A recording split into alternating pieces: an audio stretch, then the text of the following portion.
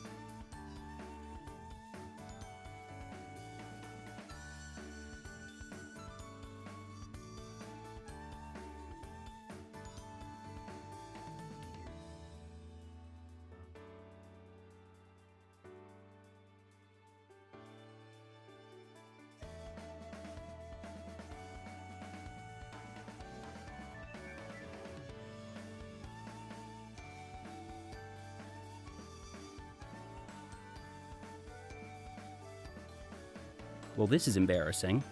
I just started my whole opening monologue and realized that I was muted. Scuff, it happens. Well, let's start again, shall we? Hello and welcome to Vtuber Talk, everyone.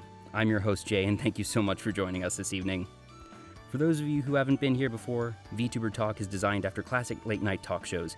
Everything here is live, as you can already tell, casual, and the goal is to simply have fun conversations that will entertain people who are already familiar with the guest while still being accessible to new fans.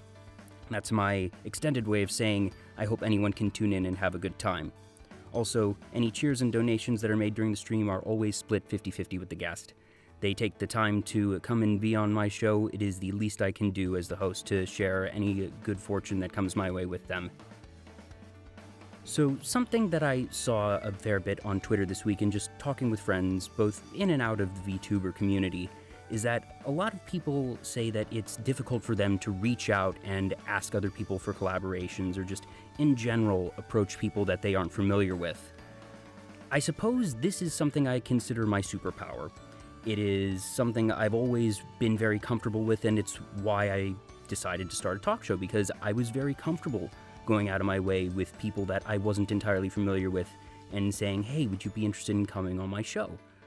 Fortunately, the community is very small, so once you start to know a few people, you can, get to talk to someone else and be like, hey, if you aren't necessarily familiar with me, you can talk with one of my previous guests and they can vouch and be like, I'm an okay person and all that. But even if it's somebody that you aren't familiar with, being able to just put yourself out there and talk to someone is definitely a difficult thing to do, but it is a learned skill, and it's a skill I think anyone can learn. And a lot of it, I think, comes down to the mentality of just realizing the worst thing someone can do is say no, assuming that when you approach them, you are being courteous, and that if they decline, that you remain courteous. A big thing I do when I'm initially contacting somebody is make it abundantly clear that even if they decline, that, there is no ill will. It doesn't matter if I'm too small for them or if they're just too busy, that being flexible, being open, and being understanding really goes a long way. And most people are going to respond to that, and even if they aren't going to be able to do the collab for whatever reason, that most people will recognize just being a good person and being genuine. And generally speaking, if they are rude to you, they probably weren't somebody that you want to collaborate with anyway, so you may have dodged a bullet there. So, if you're thinking of reaching out to someone, just do it. To quote Shia LaBeouf, just do it. I know it's corny, I know it is easier said than done, but in the end, really think about the cost and risk. In the end, like I said, the worst thing that someone can say is no, assuming that you are being, kind and courteous when you're approaching them. So tone is definitely paramount when you're doing this type of outreach, but as long as you're doing that, you're putting yourself in a place to succeed, and you're essentially putting yourself at low to no risk. So don't be afraid to put yourself out there, because I can tell you from experience, not just with this show, but from other aspects of my life, that just that initial outreach can lead to so many incredible experiences, so many incredible friendships, and they will grow in ways that you could have never imagined when you first reach out. So just try. Please do. I think that's enough rambling for me right now. So please welcome my guest for this evening. She is a fantastic variety VTuber. She is, I suppose, something between a cybergirl and maybe even an idol. I probably should clarify this, but she can tell us more about herself. She is Tia. Hello. Hello. So, for those who don't know, I am Tia. My Twitch is Tia QQQQ. I started streaming around December, and I've just, I started originally. I was going to start normally just doing stuff with a streamer, and then I was like, oh, VTubing would be really fun. I think that could be really fun. And so I dived down into the rabbit hole of it. And I started with a model I created originally, and then I kind of threw it around and threw concepts around. I'm a big fan of stuff kind of like Neon Evangelion, or Evangelion. I can't English. Just a lot of different mecha stuff, and so that eventually made the model turn out to be the way it is. I usually stream Minecraft. I like to go and do stuff with my viewers. So usually I try to rely on being able to do stuff with the viewers rather than playing games by myself. So usually I will stream on open Minecraft servers. Sometimes I do Final Fantasy and do like dungeons with people. I enjoy just really anything as long as I get to hang out with the people that I'm talking with. So yeah, hello. Hello, and you beat me to the questions I was going to ask for the introduction, So hey, you dove right in. Hopefully people in the audience, please let me know if the audio levels are good. That's the one thing that I can never entirely tell because it varies from person to person. So I think I've gotten the knack for where levels need to be, but if the music's too loud or Tia is too soft or if I'm too loud, let us know and we will adjust it. But hopefully we're in a good place right now. So, Tia, one of the things you actually mentioned in your introduction is that you do a lot of stuff on open Minecraft servers. And you did something this week that I thought was really cool, and that was going to a Minecraft server that was from what I understand, it was a one-to-one recreation of Walt Disney World. And you basically took your viewers on a tour, and funny enough, that's actually sort of a parallel to something one of my previous guests did. Nyaru did a tour of Walt Disney World, but she did it via Google Maps. So she had her overlay, but then did, the satellite images and just walked everyone through the actual photos, whereas you walked everyone through in Minecraft. So I suppose I'm not too surprised because everyone loves Disney World, but I think it's super cool that Disney tours are becoming a VTuber thing. I certainly would not mind seeing more of them, but how did yours go? I think it went well. I think when I first started, what happened was the way I found MC Parks, which was the server, me and my friends used to go there all the time, and we would spend like hours there, especially when COVID started, since, a lot of my friends and I live in Florida. So, it's kind of like a daily thing, like every 5 years to go to Universal or go to Disney. And so we couldn't do that. We were like, we could save money if we just went to like the Minecraft version of it. So we ended up like looking up and we were trying to look for stuff. And eventually we found MC Parks and we were like, ooh, this could be really fun because they had like plugins and everything for it. And like the rides were all handmade and all that. I can't imagine how long it took to create. I think they've been in the works for at least 10 years. I think I think they just had their 8-year anniversary. Wow. Of being open. Yeah. So I was really nervous, I think, because I didn't really have anybody that I knew specifically that could come. So I remember I was asking around in the Discord. I was like, hey, who has Minecraft? Who has Java? That kind of thing. And eventually I learned like a bunch of my friends did and a bunch of viewers did. So we all met up. There was about 15 of us at the start and then 10 or 8 of us around at the end. And all of us just we ran around and we had fun. It was a little chaotic because the server is very large and very, very I'm trying to think of what the word is. It's very large, so there's a lot of people. There's a lot of lag. blocks to render. Yeah. So I remember like every 5 minutes I was like setting the FPS down. I'm like, oh, let me refresh, re-render all the chunks. But everything in the end it went out really well, and I was really excited, and I had a lot of fun. We got to meet a good portion of the staff that worked at the park as well, like the people who like do guest relations and work for their PR. Oh, as wait well a minute. as, So like, there's actual staff in this server? Yeah, so there is an entire team of people. I think they have a staff team of over hundreds of people. I know that they have an entire executive team. I think they're actual, like, they've become an actual, not necessarily like a company, but they make profit from it. Yeah. So and this is not run and sanctioned by Disney, but it's, super fans. So these are people who are sort of, for lack of a better term, role-playing as staff members, but they have the knowledge and experience, maybe not exactly one-to-one of a Disney cast member, but that they're actually knowledgeable and able to really talk about the rides and the server and everything like that. Yeah. So from what I know, that's mostly a staff team that basically when they went into it, they were like, hey, we want to be able to go to Disney on Minecraft, and we want people who cannot come here to experience it. So they made MC Parks as a way for people to be able to experience Walt Disney and Universal and all that. Since it is, for some people, if you don't live around Florida or you don't live on the East Coast, or say you don't live near one of the other Disney parks, it's really hard to go to them, since it can be upscale of like $300 a ticket, and then trying to actually like get there and get a hotel and everything when it's always booked, it's just chaos. So I think that was the big thing I wanted to be able to go through and take people that had never been to Disney, and be able to take them to that and take them to Universal, because like I think that's just a big part of like the childhood that I had, was going to like SeaWorld back when we were able to, before COVID and all that, being able to go to SeaWorld and go to Harry Potter areas and like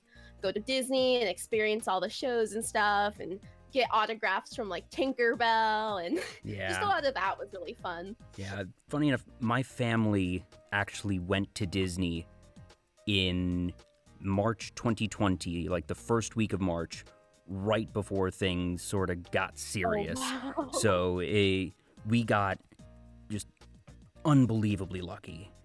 Yeah, that's, oh my gosh, goodness, that's crazy. I remember when it first happened, I was actually planning to go to Universal, and I think I was going in April, and then all of a sudden COVID hit and like the lockdown hit, and I was like, no. Yeah. And Universal was like all over on their website, on their Twitter and all that, and they were like, I'm sorry, we're closed down for like the rest of the year, and I was like, no, my trip.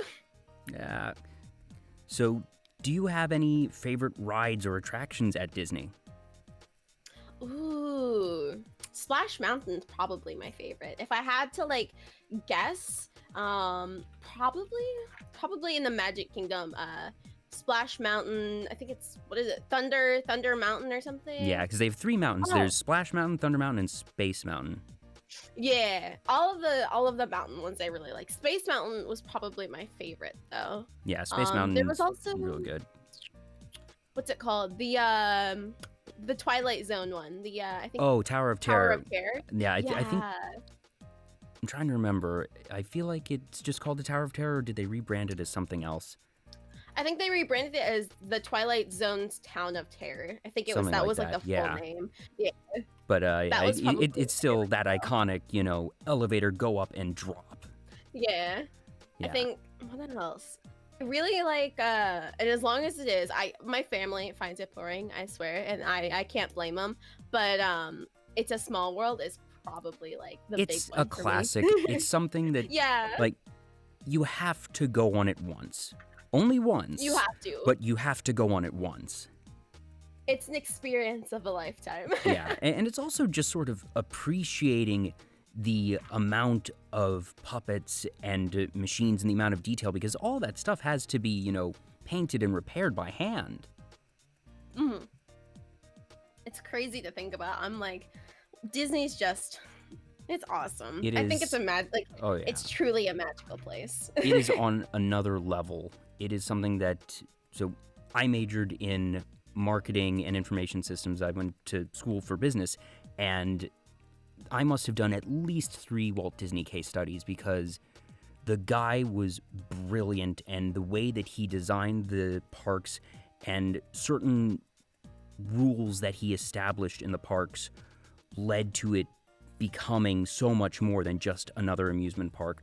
My personal favorite is that he was adamant from the start that throughout all of the parks, there be no more than 30 feet between trash cans. Because if his thinking was, if there isn't a trash can nearby that someone can walk up to in 15, 30 seconds or less, they will drop their trash and they will litter the park. And he did not want there to be trash on the ground in his park. And obviously, so cool. they have people picking up trash, but it was just, all right, if we can just, dot the place with trash cans to make it so people don't even feel inconvenienced by it, that they will be so much more likely to throw their stuff away themselves. So that was something that he did not cut any costs in trash cans. And if you look around the parks to this day, they are all the place, just all over the place. And they even do paint jobs on the trash cans to make them blend in with their surroundings so it doesn't look like there's trash cans everywhere. They just blend in until you're looking for them, and then it's almost like they come out of cloaking, and you throw your stuff away and you just go along your day. That's so cool. I love it. It's so amazing. The way that the park was designed and the way that, how they can keep adding on to it and you never really ruin the magic. I think that's really cool because like with a lot of theme parks, I'm not going to call any out SeaWorld. There's just like, the more they add, the more they feel like they get rid of the original magic that was there. Like when you have I don't want to say a small theme park, but like back, if you think of like SeaWorld now versus like 2010, it's so different. Like SeaWorld in like 2010, it was this huge place that was filled with shows. You had whales, you had dolphins, you had sharks. There was even like shows where they would bring the what's it called? What were they called? The killer whales up on the area, and they would like, what is it called? They would do like these whole shows and everything with them, and they'd have people flying above them and diving. And nowadays the shows are like 5 minutes long, and they're only like, there's no real actual ones. They have barely any people who still work there to do the shows, so they have like a few shows every day, and that's it. Part of me like wonders if it's because we now know more about what constitutes animal abuse. I wonder if part of it is that they don't want to overwork the animals, or if it is that, or it could be a combination of both, honestly. But I can certainly say it's probably kind of the same with both, how they're kind of like, I can see why they don't want to overwork the animals, and I can see that's definitely a big part of it. But when it gets to be the point that they're only having those like, what's it called? They're not really letting guests interact with them, if that makes sense. I can understand if they don't want them to interact with the animals, but that was kind of the big thing about SeaWorld, was that they were able to do it without stressing the animals back then. So what causes it now that they have to, decline on that even more? Since SeaWorld used to be like, I think there was a statistic, I don't remember where, it was a very long time ago, but there was a statistic on a, what's it called? There was a website that had all these different like park statistics, and SeaWorld was like the top ranked for what they basically, how well they took care of their animals. And like even like, what's it called? I think I had Disney somewhere near it as well, and then it kind of started going down, and you get the point. Yeah, but I can certainly say that I have not been to SeaWorld since I was very, very young. That I grew up in Maryland, and my family went to Florida twice when I was younger. Both times we went to Disney. Only the first time did we go to SeaWorld, and then last year when we went to Disney and then Universal for one day, but again, not SeaWorld. So it is interesting of just how it's changed over the years, and like you said, that Disney has been able to really preserve a lot of its most iconic historic attractions while also still adding on new things. I think it's nice. I think Disney's definitely like one of my favorites in that regard. Definitely. And one thing that I also found cool about them, and it's something that I think Universal also does pretty well, but I think Disney does it best, it's the visual separation of areas of the park. And what I mean is that if you go to Hollywood Studios and you're going towards the Star Wars area, Galaxy's Edge, you have to go under this little passageway that you can't see the Star Wars area until you go under it. And then when you walk out on the other side, it's all Star Wars. Likewise, when you're exiting, you don't see everything on the other side until you go through the passageway. So it's both a visual and a mental separation that keeps the area in its own little space. And you'll find that when there's pathways that are going between areas, even if they aren't always as explicit as having this, pathway that you have to go through that's blocking it, there might be a turn in the pathway to where you actually have to round a corner before you really see the new area. And the fact that they help sort of encapsulate their different segments just visually and physically like that, I've always found it really neat. Definitely, I completely get you. I really want to go back to Disney. I'm excited for once when COVID and all of this is over. That's probably what's going to be like on the top of my list, is just going back to Disney and being able to like go and see everything again. Yeah. I know that they've been actually pretty good about their safety regulations. I actually had a friend who went there for their honeymoon, and they were like, I think that Disney is safer than a grocery store right now, of just how adamant they are about wearing masks and the limitations of you have to pre-order your ticket for the day in advance, and they only sell a certain number of tickets. They clean things religiously. Obviously, I wouldn't necessarily suggest going to Disney even now, just to be on the safe side, but I'm, that type of person that's a bit more cautious. But at the same time, I do have a lot of respect for what they've done to keep themselves operational, keep people over there employed, while also being really as safe as practically possible. Oh. I getcha. By the way, if somebody... Sorry, just realized Wandering Jin and Cool John 30, thank you for the follows. I was gonna say, I think as long as you're safe, and you're, you keep your mask on, you're constantly washing your hands, and you keep an overall, maybe 10 feet from people, because they do clean everything really well. But as long as you keep your distance, I think honestly Disney, it really is more safe than like a grocery store. Like as you said, yeah, and especially since it's mostly outside. They have this rule that I know they're enforcing masks. And they have this rule that you have to wash your hands and like your arms and stuff, and you have to wash the bottom of your shoes and before you go in. That way you don't track anything in. I thought that was really good, like a good point that they were like putting it down. Because when I go to my local grocery store, nobody's wearing masks. Like, granted, it's a grocery store, but it's Florida. Nobody wants to wear their masks. And so me, and of course, I'll go in and go get my groceries and stuff. I'll be like, oh my god, nobody has it. Like, even like the clerks don't have their masks on, and I'm just like, oh, it is chaos. Yeah. By the way, Zorn Borkus, thank you for the follow. Also, Tia, you're getting a little bit washed out again. We had this thing even in the pre-show where the model sometimes just goes a few shades later. There we go. What was that? Yeah, not quite sure what causes it. I've never had that happen with a guest before, but at least we know that you're able to address it. Yeah, it's probably a VTube studio. Either that or Discord being weird. I can probably see it being Discord. Possibly.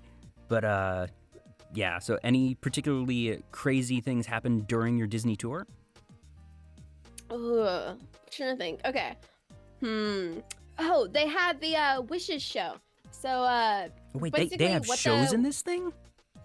So I think it's almost every 4 hours, whenever it's nighttime, they run the actual shows. It's so cool. Incredible. I've seen them like 5 times.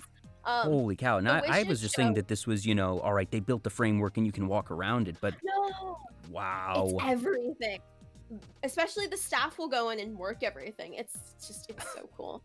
The Wishes show is their big fireworks show that they performed. I think they performed it since like 2000. I know they don't do it anymore, but the Wishes show was essentially like Jiminy Cricket is the host, and he talks about like how every single character has their wish and how like everybody, everybody has a wish and what they want, and Elsa comes in and Ariel comes in and Cinderella So and how does the audio Tinkerbell. work for this? Do you tune into a particular channel, or is it that they have an open voice chat? So they have an actual website for it. You can do ooh, sorry about that. They have a website that you can use. So you do /audio in game, and it will take you to this whole website where you hit connect, and it'll connect you to audio. So wherever your player model is, all the music is different. So like if you're walking into where like it's a small world is, the small world music will start That's playing. incredible. If you go into Space Mountain or Test Track, it'll play the Test Track music. It's so cool. I love it so much. Gosh, like, talk about I'll have- crazy things and just incredible ideas of. First off, someone had to think of that, and then someone had to program that. They've got an amazing team working there. Honestly, like MC Parks is probably one of my favorite servers that I know of, just as a whole. Gosh, I'm gonna have to look into this now. This just sounds great. We'll take you on a trip with us. I don't have Java, unfortunately. I Too have bad. I have Bedrock, We'll bring you. but yeah, I'll tune into your stream next time you do that and go along with you for sure. That'll be super fun. I'll loan you an account. You can come with us on the journey. Definitely, definitely. Now, obviously, you are not a tour guide streamer. You are a variety streamer. You do a lot of different things, many different games. One of which you've told me is the Tales series. Ooh, I've streamed a good bit of the Tales games. So, for context, I used to stream back in 2019, and then I kind of stopped for like a year or so until I got back in and I started doing VTubing. And I wasn't that big of a streamer. I think I maybe ended off with 40 or so subs, but me and my friends would often play, or not subs, followers. And me and my friends would often play the Tales games. So like, I think this was around the time that Berseria had just come out. So I started playing, let me think of what order did I play everything? I started playing Zestiria first. That was the first game because I remember in 2015, I was like at GameStop and all of a sudden I saw like Tales of Berseria for PS4 and I was like, ooh, there's Zestiria. I was like, ooh, this looks cool. And I picked the game up because it was like $10 at the GameStop. I got the game, I headed home, played it, and I was like, oh, this is really cool. So I did more research into it. And I saw like Tales of Graces, Tales of Xeria, Vesperia, just all of these different games like Tales of Symphonia, and I was like, oh, these are so cool. I loved them so much. And so I slowly, some of the games I couldn't play because like some games were like, oh, well, they're only released on the GameCube or like the PS2 or the friggin' Game Boy Advance.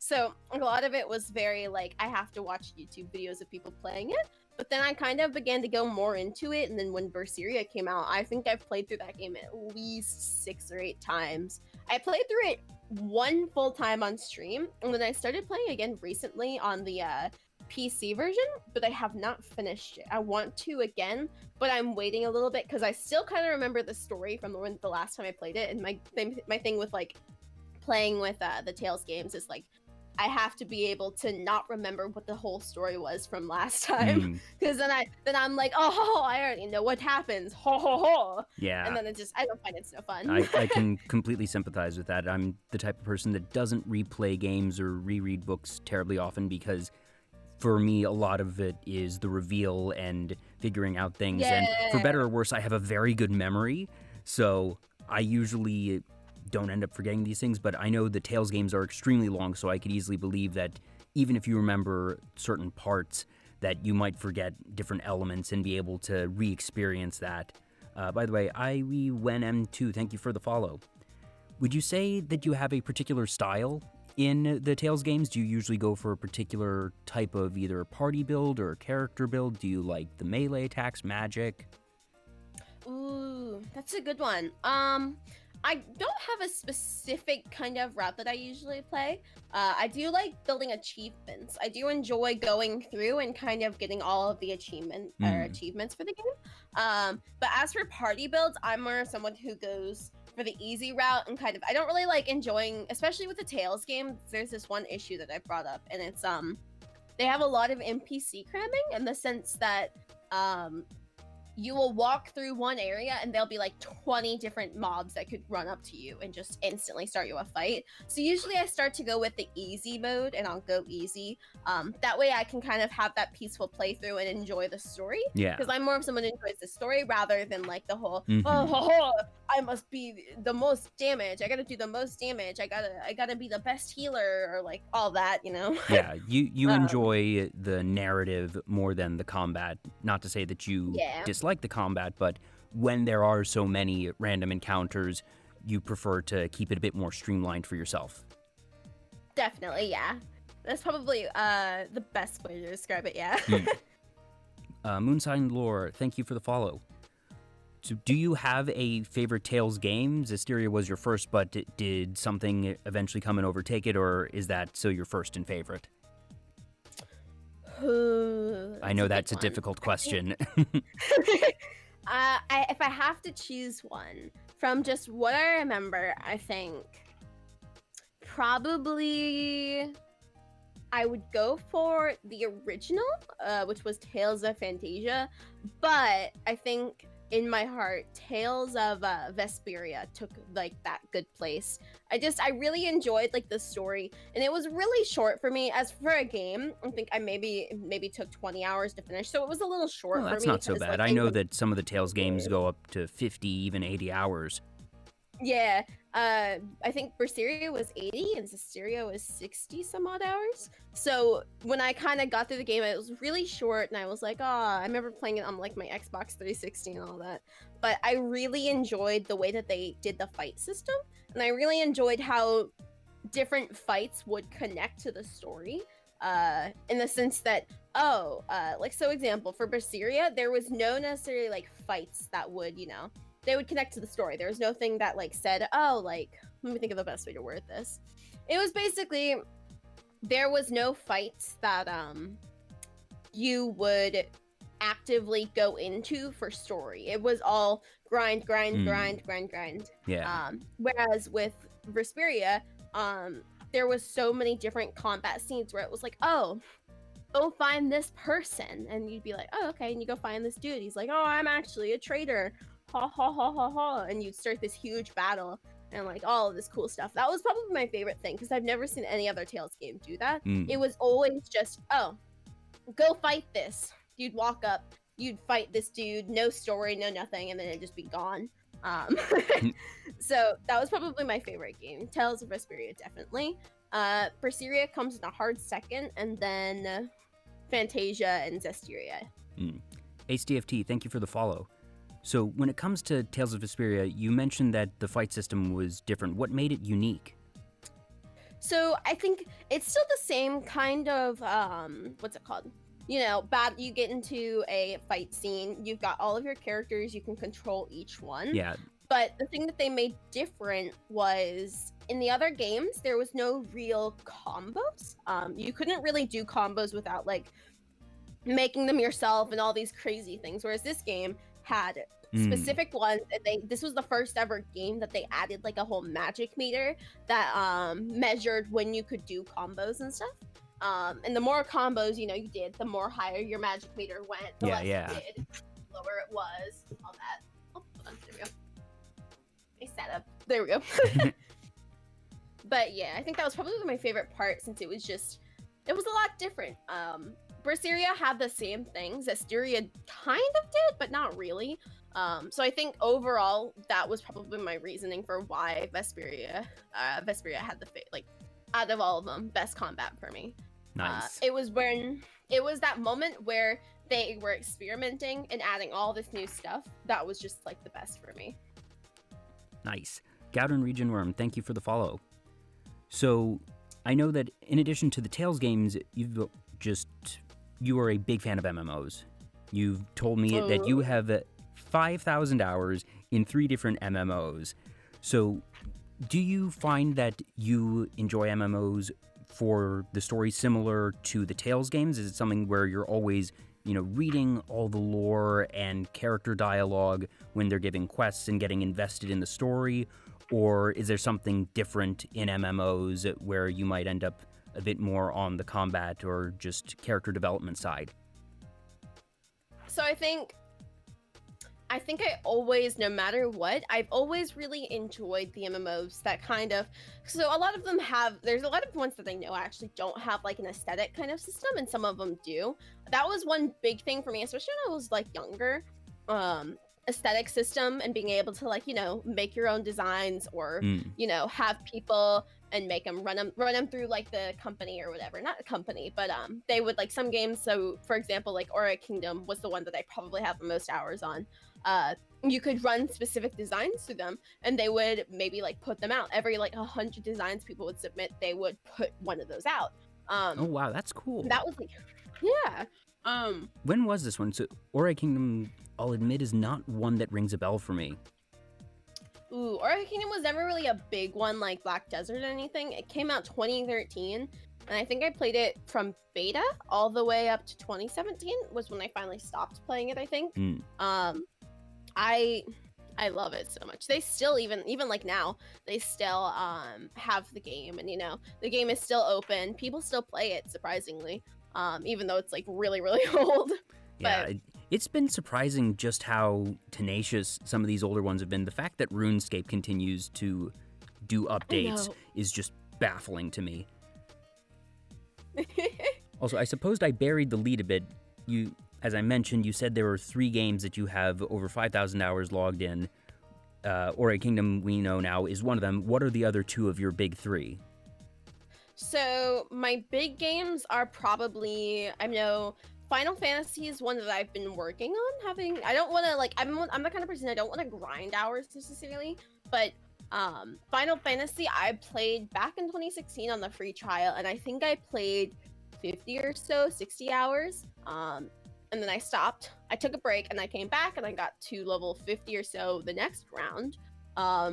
And then I kind of ended there because I kept having this issue where I would speed run the game in one day, and then I was like, oh, now I'm bored. Ugh. So I've been like I've been trying to not speed run this time out. Need to take your time, savor it. Yeah. Overall, I think I probably have over 200 or so hours on it. Same for Black Desert Online. That was another one that I had a ton of hours in.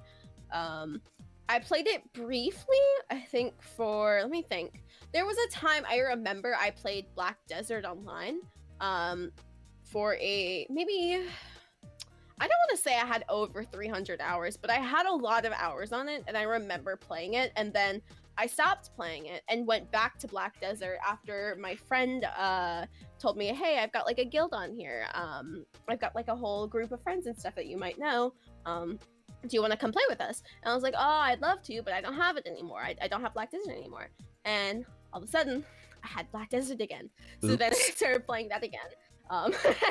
I think the ones, if I'm thinking about the big hours, if we're thinking about the one I spent the most hours in, it was either Aura Kingdom or Revelation Online. I think I had 2,000 hours on Revelation. Wow. I think somewhere around there. This was around the time that I've been homeschooled my entire life. I've never had anything other than that, unfortunately.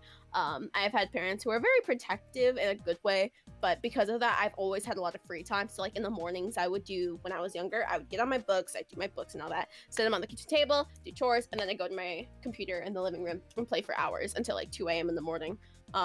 So every day I'd be like constantly on Revelation Online. And I think after a while, Revelation was probably my favorite.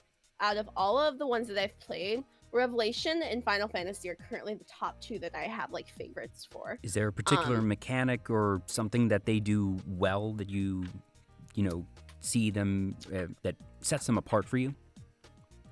So this is either going to be really, really lackluster, or this is going to be a really, really big thing for some people, because this was like the big thing for me. The world was no barriers, completely open world. There was no barriers. You could fly in the ocean for 19 hours and you reach another island. You could fly to the top of the sky. You could fly above the clouds. There was the wings mechanic that basically you could buy different aesthetic kind of wings, but at the start, I think it was like level 30, you got your wings. And you could fly into like these islands in the sky and stuff, and you could fly through the clouds and through all of these amazing places. It's just, I thought that was the coolest thing, because I've only seen maybe 3 other MMOs that had wings as like their main like flight as their main kind of thing. Yeah, no having to run around across all these different fields at a slow speed, being just like, all right, well, I know it's going to take me like 3 minutes to get to the next town.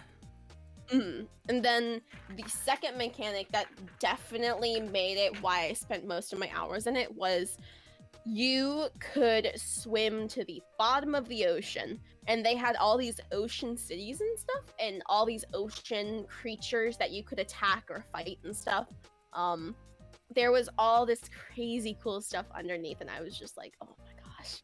It was my favorite because I remember there was this one dungeon that was underwater. So what happened was, I briefly remember, there was all these water reeds and there was all these pathways, and you would take a boat and then you dive into the water, and you dive for at least like, I remember swimming maybe 15 minutes down, and you just keep going down and down and down and down with this potion that you had that let you breathe. And eventually you reached this huge underwater city, and it was glowing and there was bubbles, and it was just, you had a proper so, Atlantis. Like, yeah, it was like it was so cool. So whenever I think about it, I'm like, oh. You mentioned that you had to have a potion, so it wasn't just that you could swim underwater and that there was no gauge or barrier in that sense, that you did have to actually have the equipment to be able to swim for this long. I think there was a certain point in levels where people just they'd be so high in health that they would just keep swimming, and they could swim and stay AFK underwater for hours because it didn't really do much damage. Like, if you think about it, when you start like as a level 1, you have like 50 health in some MMOs, and they'd be like, oh, 5 health, I'm gonna die if I swim too long. But then, you know, when you're like level 60, you've got like 30, 100,000 and some odd health. That's a really interesting design choice of just allowing this, because in some ways that, you know, undermines realism to an extent, but on the other hand, it allows the developers so much more space to tinker with, and like you said, it allows the players so much more space to explore, and I think that's a trade-off that I kind of wish more games took. I can appreciate certainly the realism of being like, okay, you can't swim forever because that's just not how people work, but at the same time, you know, you have all this space, might as well use it. Yeah, I completely get you. I know there was one other MMO, I don't remember what, Blade and Soul, that's what it was.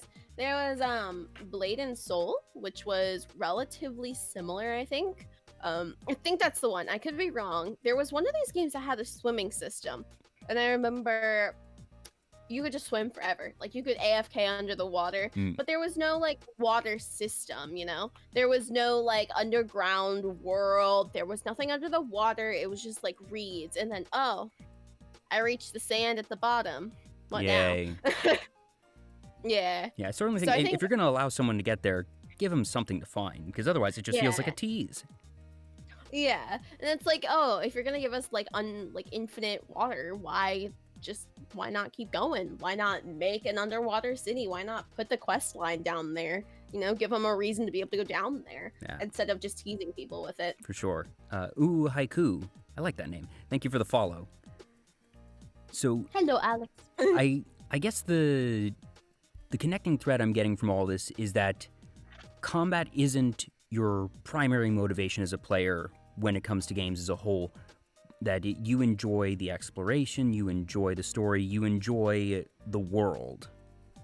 Yeah, that's probably one of my biggest things. Kind of like with the new Genshin Impact game that came out back in like, I think I started in October. I was originally playing in beta, but I did not play for that long in beta.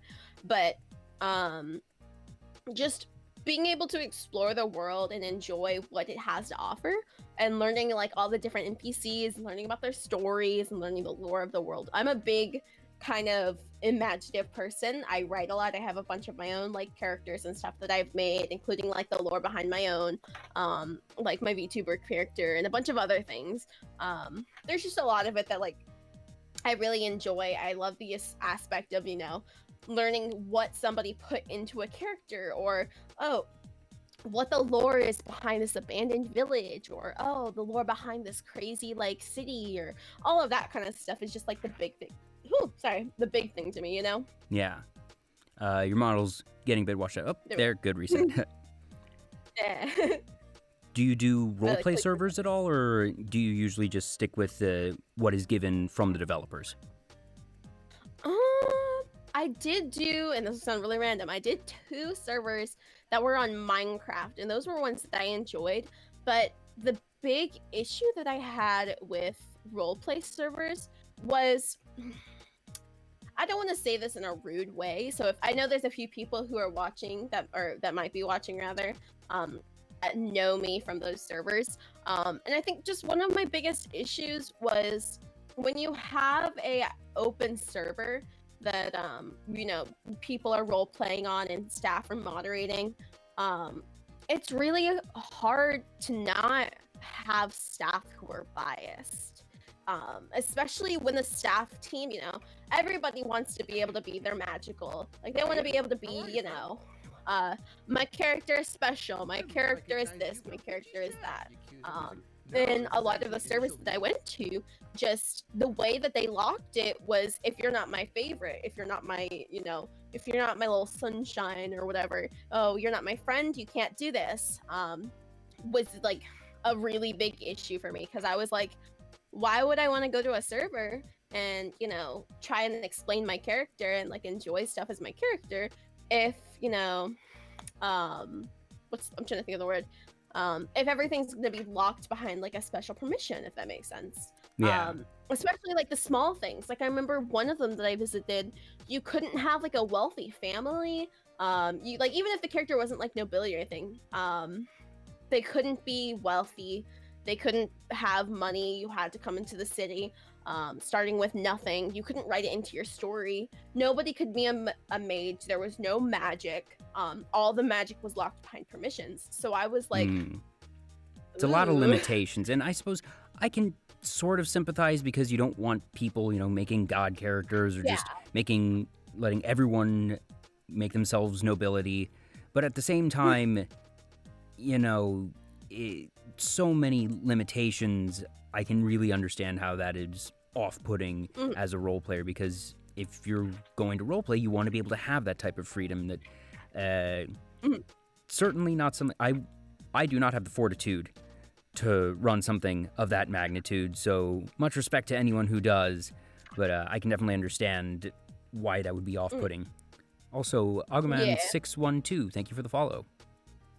The big ones that I know right now, if I'm allowed to say their names, was Massive Craft, LOTC, Waymaker, and Avier. And I think I've been on Massive for 3 years maybe. I originally played back when I was a lot younger, but I've only recently come back to it. I still do enjoy going there, but it's not really, it's one of those places that I'm still kind of like, there's a lot of bias, so it's very hard to interact with people. LOTC is kind of the same. Waymaker has been really, really nice. I really love like the people there. It's a lot of my old friends as well, and people that I've known. Like there was people that I used to know from like just IRL that I suddenly met again on Waymaker, and I was like, ooh. That's always great when you're able to just sort of have those, fateful encounters. And then there was another one, I think it was Avier, but I haven't tried it out yet. I've heard it's really good, and I heard they have like apparently like a really, really big server, but I haven't tried it out yet because I've been busy, with VTubing, and like roleplay and Minecraft isn't really on my big like list of things to do at the moment. Yeah, it makes it difficult to interact with chat if you're trying to do role playing at the same time. Yeah. That was actually like one of the big things. I'm planning to partner with Waymaker and not interact in their events, but spectate the events and be able to share them with the viewers and stuff, because they are a whitelist server. Yeah. So I want to be able to show people, because I know there's a bunch of people who enjoy roleplay and Minecraft and stuff. Yeah, sort of a roleplay live commentator. Yeah. So that's basically what I'm gonna do. I'm gonna go in there, out of character and everything. and then just spectate the event with people and watch how they enjoy it, you know? Yeah, definitely hope that ends up coming to pass. I definitely would want to see something like that because, frankly, I have never seen anyone do something of that nature before, but I can mentally envision how it would work, and I think it's a really interesting approach. I think it'll be exciting. I'm excited to see it. At the moment, I'm just waiting to see when they're planning on doing their events because I want to be able to know beforehand so I can set up stream and get everybody do ready. your research, like, promote that. Sports commentators don't just show up to a game; they have to know the stats, know the players, know what's going on, have a even just the storyline of all right, where are they in the playoff race or something like that. So. I can definitely get why you would want to have the time to do that research and information gathering yourself. Yeah, definitely. I think that's probably one of my newer projects that I'll be working on. But other than that, yeah, I'm excited. Now, on the other side of things, you also have a bit of a technical experience and expertise. One of the first streams I ever tuned into for you was a Minecraft stream where you were doing a lot of things with different mods, and I know you actually make your own mod packs. Yeah. I used to, so when I was younger, I really enjoyed playing on I has Cupquake and like a bunch of different YouTubers that I would watch who would make all these mod packs and stuff, and I was like, ooh, those are so cool. And I always wanted to play on them, but it was that kind of thing of like, oh, nobody's made the mod packs, or oh, you have to download all of this to get to it, and then you have to download this and all that, and then people would make servers, but all the servers were like, oh, you have to have all this, and then so I originally took up Java because my dad did coding and stuff, and I didn't work with him on it. That and C++ I was working on for a while, just because I wanted to be able to learn how to do programming and stuff, which never really got that far, but I've got like a brief idea of everything and kind of like I would say a good like layer of knowledge that I kind of have just like accumulated over the years of everything. Yeah. I took a couple of coding classes myself, one in high school, and since I had a information technology major, I learned a bit of C++, and I learned just enough to know that I don't want to do coding for a living. I was not particularly good at it. I'm the type of person that even now, if you give me a block of code, I can read through it and give you a very educated guess at what it's supposed to do. I understand the reading and execution of code, but I was just never good at writing it. For whatever reason, I like to think I'm good at a lot of things, but I was never able to really get how to build a program from scratch. And, I learned enough and I did well enough to pass those classes, but like I said, the biggest thing I learned from those classes was that going deeper into those fields was not for me. Mm-hmm. I completely get you. It's a hard thing. Even for me, like I'm very smooth brain. So seeing people who can do programming for a living, I have like high respect for sure. Like, I have for my sure. friends. Yeah. I think it's really cool for people who can. The most I can do maybe is make my own mods for Minecraft and occasionally solve like crash reports. I've kind of been working on that over the past like 2 years to be able to kind of understand how Minecraft was built and how it runs. That way I can have an idea of how to fix it, because I'm always screwing around with mods. I'm always having mods on. I'm always optimizing the game as much as I can. Yeah. With everything that we have. So I'm always dealing with crashes here and a crash there, and oh no, somehow Minecraft deleted itself. What? So yeah. That's a special type of break right there. Oh yeah. I remember just Minecraft was like, I was like trying to open it, all of a sudden the little thing, little thing on my taskbar disappeared and it turned white, and I was like, so I go to like my app date and everything, and I'm looking through and I'm like, where is it? And .minecraft just deleted itself, and I was like, well then. Looked through like everything. I looked through event logs, event reporter. I looked for viewers and everything, and I was like, what is going on? And it was just gone. I couldn't find anything on it, and I was just like, you know what? I'm gonna take this as a sign from God. to Congratulations. I feel like that's an achievement unlocked moment. Got a program to delete itself. Got a program to delete itself. Hey!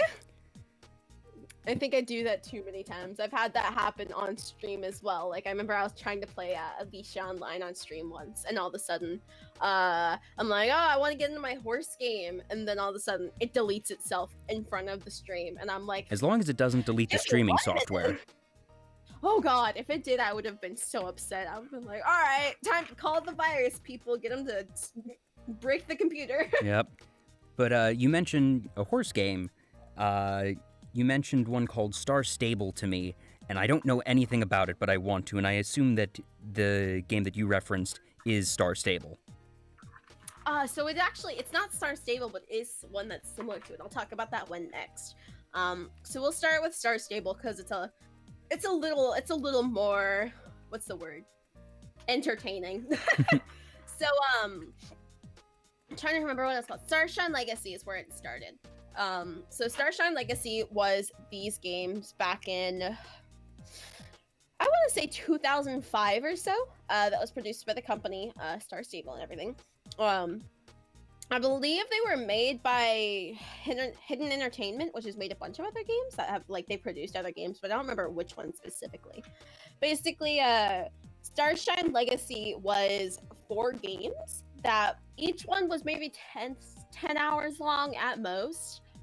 They were very small, but that was kind of the good thing about it. Like, you know, did you ever get any games where it was in like a disc? It was in like one of the disc cases. It had the black line at the top that said PC, and then it's got like I don't remember the red thing in the corner. I don't remember what it was, but they were so like 2000s, and it looked all 2000s. I don't know if you ever had any games like that. I just remember that general aesthetic. Yes. Yeah. So, the first game was about Lisa, and she's this woman who moves to Jorvik, which was like this big island with all these different places. And she's like, oh, I'm gonna go to school here. So she meets Anne, Linda, Alex, and like all these like bad guys and stuff. And like she learns about these horses at the riding school near them, and she goes to the here, hold on, let me fix my model. Yeah, getting a little bit washed out again. There we go. There we go. We're free. And she goes on like all these different journeys. All the games are about the 4 characters. So like the first game, Lisa's going on a journey to figure out about this talking horse or whatever. The second game is like, what was it? It's Linda, and she's like, oh, sorry, I'm the your prize mic's student. getting a little bit gotta... poppy. Double check the connection. I want to just make sure that you're coming through loud and clear. There we go. How's that sound? All right, yeah, I think we're good now. All right, there we go. Sorry about that. All these different games were just about the characters and learning about like who they are. So like Alex was a tomboy, Linda was like the student girl, like the teacher's pet, Anne was the rich girl interested in fashion, and she was like all these different like stories about the characters. That all led up to like this whole thing about them being like these soul riders who could connect with the horses and whatever. And so later in 2009, they started the alpha testing, or was it alpha or beta? I think it was alpha testing for Star Stable. And Star one sec, we're still getting a little bit of popping. I'm going to try something. So I'm sharing my screen on your end. Okay. I'm going to stop the stream on your end, see if that saves a little bit of bandwidth.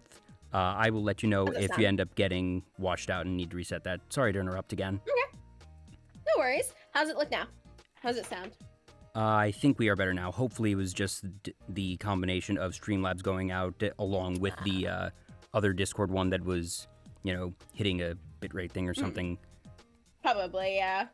All right. But yeah, they started their like MMORPG, which was Star Stable Online in like 2009. And then I think they opened it in beta. I played in beta in 2012. I was probably 10. No, not 10. I was very tiny at the time, is what I remember. I was very tiny. So just making sure I have everything clear.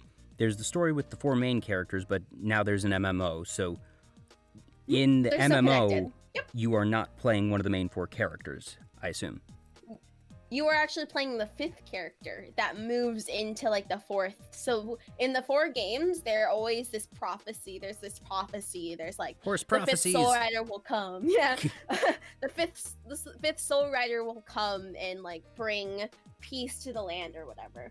And so in Star Stable Online, you were playing the character that what's it called? You're playing the character who essentially, you know, is that 5th person. They're that 5th person coming to bring like peace to the land and all that. And so the story starts, you know, you're this like preteen girl. You're like, oh, I'm coming to this lovely land called Jorvik. And I'm like, oh yeah. And you get your horse and everything, and you meet all these different people, but then you meet Lisa, and you're like, oh, I like this girl. She's cool. And then you meet Linda and Anna and all them, and they're like, we something's different about this woman and her horse. And all of a sudden your horse starts talking to you and you're like, what the heck? Now, I suppose I need to ask, I assume that talking horses are not normal in this world. No. Okay, because that's the one thing, that we have prophecies which indicates magic, so need to figure out, all right, where is the line of mysticism in this world? So what the whole thing was basically that there was all of these like protectors of the magic, and they were people who were born as like these druids to be able to see and be able to recognize like, oh, these are magic runes, or like all of this and all that. And they were like, oh, we're supposed to protect the soul riders and stuff. That's like our goal in life. We were born as druids and stuff. And so there's like all these different druids that you get to meet over like when you unlock areas. You meet all of these different ones as you're like, oh, I've repaired this bridge. Let's go and see what's across it. And you were like, oh, I meet this druid, and she's the one who like manages this area. Or, oh, we've met this whole group of them, and they're the ones who take care of this area. And just all these different like areas and stuff. This sounds like such a neat franchise. It's one that I'm kind of surprised I've never heard of before. I'm surprised people haven't heard of it as well. Like, I know Star Stable, the original Starshine, most people who play Star Stable were very young, and still are. It's aimed at a very young franchise. I do know other people who are like full-on adults who play the game. And I know people my age who still play the game. But a lot of the people that all the people that I know who started with me, we were all really tiny when we started playing. Because I remember there was just all this stuff on the news about like, oh, Star Stable. And I remember seeing like an ad on some random website about Star Stable, and I was like, Dad, can I play Star Stable? Maybe it's He's just like, that no, I'm a guy it's a and I virus. wasn't in the target demographic, so the places where I was like watching shows and going online didn't get these ads. It's possible. I know a lot of different, what's it called? I know a lot of people who didn't really get like haven't known about it until recently. Because it obviously had to have been very successful to have 4 games and then an MMO. Yeah. I think there was also 4 other games that they released. They were very small. They were all, I think it was all in Dutch. I can't remember. I think they were in the Netherlands. I think most of the games were in Dutch and then translated to English in the early 2010 kind of area. And then as Star Stable Online progressed, they progressed into an English franchise rather than Dutch. So they kind of switched between the two. But I think it's just been like a really big, like that was like one of the games as well that I spent a lot of time on in my childhood. I don't know exactly like what hours I had. That is something I could probably never be sure of. But I think I would say roughly 2010 in beta up until maybe 2018 is the time that I played Star Stable. I only stopped because it was becoming a game that was very money grabby, if that makes sense. Like the game was not progressing in areas, kind of similar to how I see like Genshin Impact. It is never progressing in areas. They only released maybe 20% of the map in 8 years, and they had all these other areas to explore. So in the end, I just was like, I don't really want to spend my money to pay for like a subscription for like $5 a month at this point. And it was kind of like, all right, whatever. And I just stopped playing for a little while because, you know, it's like when a game gets to that point where I'm not seeing any story over, like, if I'm paying for a month, I want to be able to see more story in that month, and I want to be able to see at least a new area or like Yeah. something content wise that isn't just, oh, this is a weekly event getting released, or oh, new clothes released. Yeah, I can I definitely want to be able to sympathize see with that. stuff. Yeah. There we go. But yeah. Now, you I mentioned really there was enjoyed another Star horse Stable. game as well, so there was another one more recently that wasn't Star Stable. Oh yeah. So Alicia Online, I've actually played on stream, and I think a few people will recognize it. Alicia Online was, I think it was in one Korean server back in 2007 or so. Trying to think of like the best way to describe it. Essentially, Alicia Online was this game, you know, it was made 2007, 2000 kind of area. And it was this horse racing game. And you know, it was your average, oh, you breed the horses, you know, you race them, yeah, you make more, you get pretty colors. Your essential kind of like racing MMO game.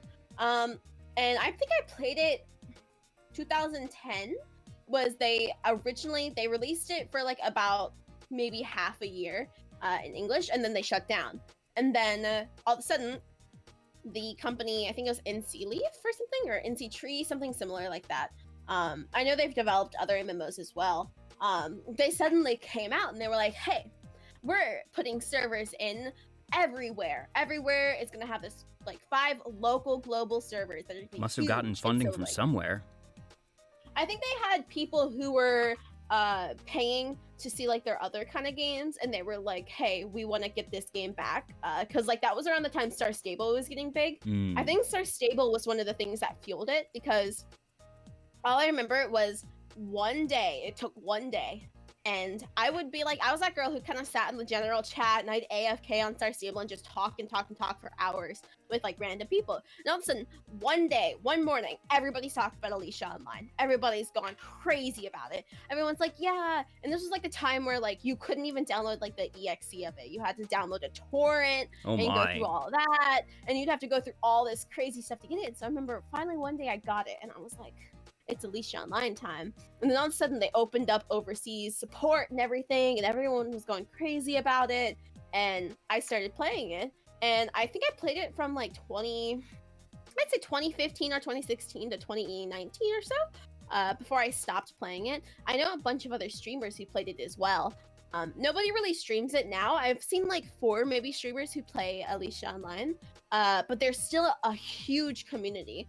Like the other day when I logged on stream and we were playing on stream, I saw people, maybe like 4 p.m. in the day, and I saw at least 1,000 people still online, and I was like, dang, and only on one world, especially when there was like 5 different ones.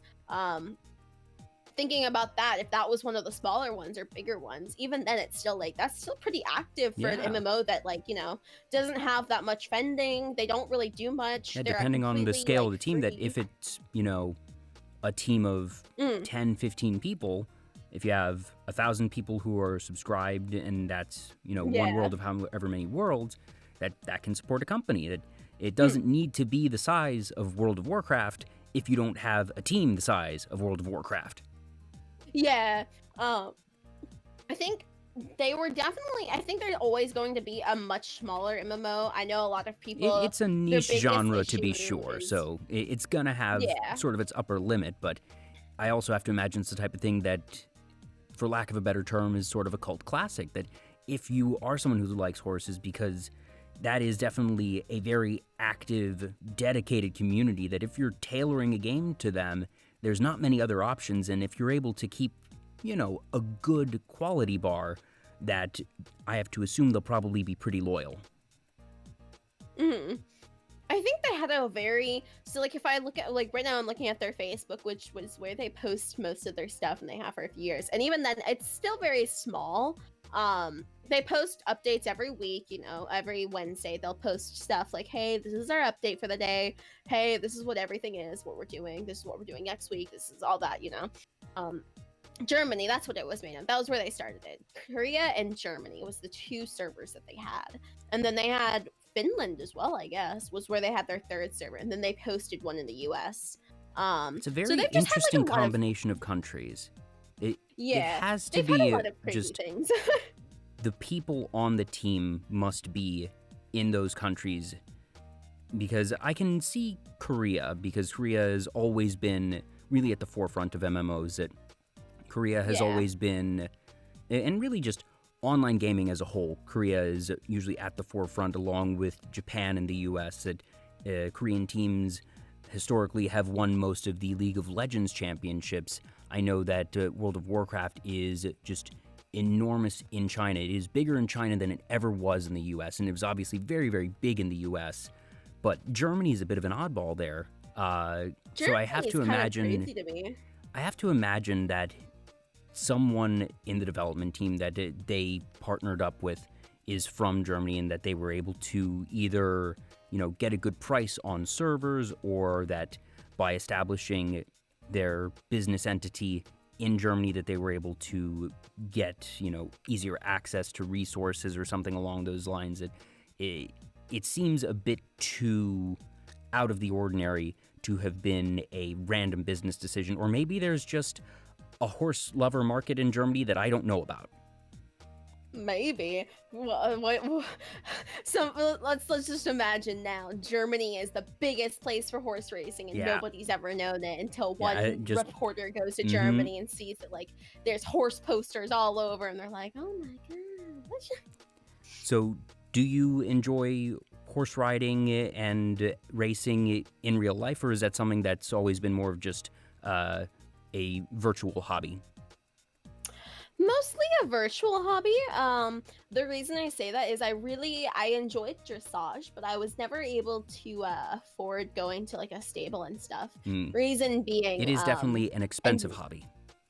Yeah, I have a friend of mine who I talked to, and she says due to being in Florida and the place that we live in Florida, it at least is around $40,000 a year just to manage the stable.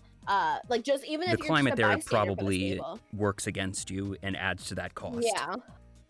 And constantly buying your own food and taking care of it, or paying people to take care of them. It's like $100 for one day to have somebody take care of your horse, because Yeah. they have to go in and wash them and take care of them, groom them, everything. Mm-hmm. So that along top buying the actual horse themselves, which I mean, my friend was like, "Yeah, we just spent $15,000 on a horse," and I'm like, "Are you kidding me? That's as much as I make in a year. That's a car. That's a car. That's a car for me. I could have that for 9 years, baby." Oh my. But yeah, Much cheaper to just pay, $5 a month subscription. yeah, especially if I could like have my own like horses and my own colors and everything. Yes. Because like I think I've always wanted to live in the countryside and be able to have my own horses, but that's such a big transition from like being able to do virtual. I would have to give up all of like my virtual stuff to like properly even live in the countryside, because like I live on a farm right now. I'm a farm girl, but we don't have like a very large farm. We don't have many animals. So being able to afford a place that would be able to hold horses, I don't think I would ever do anything with the computer again if I could be able to go out there and hang out like with the horses and stuff, and be able to like go and enjoy the place that I live. But because of that, I'm kind of like, do I really want to do that? Because that would mean I'd have to give up, Yeah. everything that I enjoy, all my computer friends, because I would only be able to talk to them like on the phone, and even then I'd be too busy, working outside and all that. Mhm. So I kind of strayed away from that dream of being able to have a horse, just because I don't want to be in that constant like. It's not a It's like a lifestyle that child. appeals to Yeah. you. It's like a child. Your entire life will go to them until you get rid of them. Yeah. Yep. But yeah, I think it'd be nice to have them. Maybe like when I'm in like my 60s, I'll go live in, I don't know. Yeah, or like Norway find or a friend something. that has horses and lives in the countryside, and be like, for a summer, pay me to take care of your horses and whatnot, and that Yeah. you'll be able to experience that for a couple months, and then be able to go back to your normal everyday life. Yeah, I think I'd enjoy that. I think I would enjoy going like maybe for like a summer or like a year or so, go stay with someone, because I know I have a lot of friends who live and do 4-H. Do you know what 4-H is by chance or no? I know of 4-H, because I know it's something in farming, or just sort of agriculture, but please remind me of the specifics. So it stands for Head, Heart, Hands, and Health, which is essentially, basically, young people will all get together with the FFA, which is the Future Farmers of America, and they will work together in order to basically care for agriculture and teach kids how to. So, like, there's rabbit clubs, there's horse clubs, cows. It's basically helping children. There's like there's even like archery. I know, like I used to be in an archery one. And it's basically just teaching people and younger kids how to take care of like agriculture. So I've met a lot of people who have horses and people who live on their own farms and people who have their own cows and a bunch of stuff. So I think, I think I'm going to say I have a few friends that I know, as well as friends that I've met online, that I would love to go live with. Like I have a friend in, what's it called? Not Iceland, which is the one that isn't green. Greenland, or wait. Is the one that is green. I think Iceland, because I remember it's a joke that it's opposite. Yeah. I have a friend in Iceland who lives on the edge of Iceland, and she's always talking about it. And like she's like, "Oh, I love it here in Europe. Oh, we love Iceland here. Oh, it's so lovely." And I'm like, I would love to come live there with you and your pretty horses. You're getting a little bit washed out again. Oh, here, let me. Oh, do. I am fixed. Ta-da! Da-da-da-da-da. It's like a magical like transformation. It's like da-da-da. I'm no longer covered in soap. So, yeah. Horses, MMOs, Tales, and I still remember it was the first stream of yours that I tuned into. You were playing Minecraft, but you were talking anime. And I think that's sort of what got my attention because I am a huge, huge anime fan.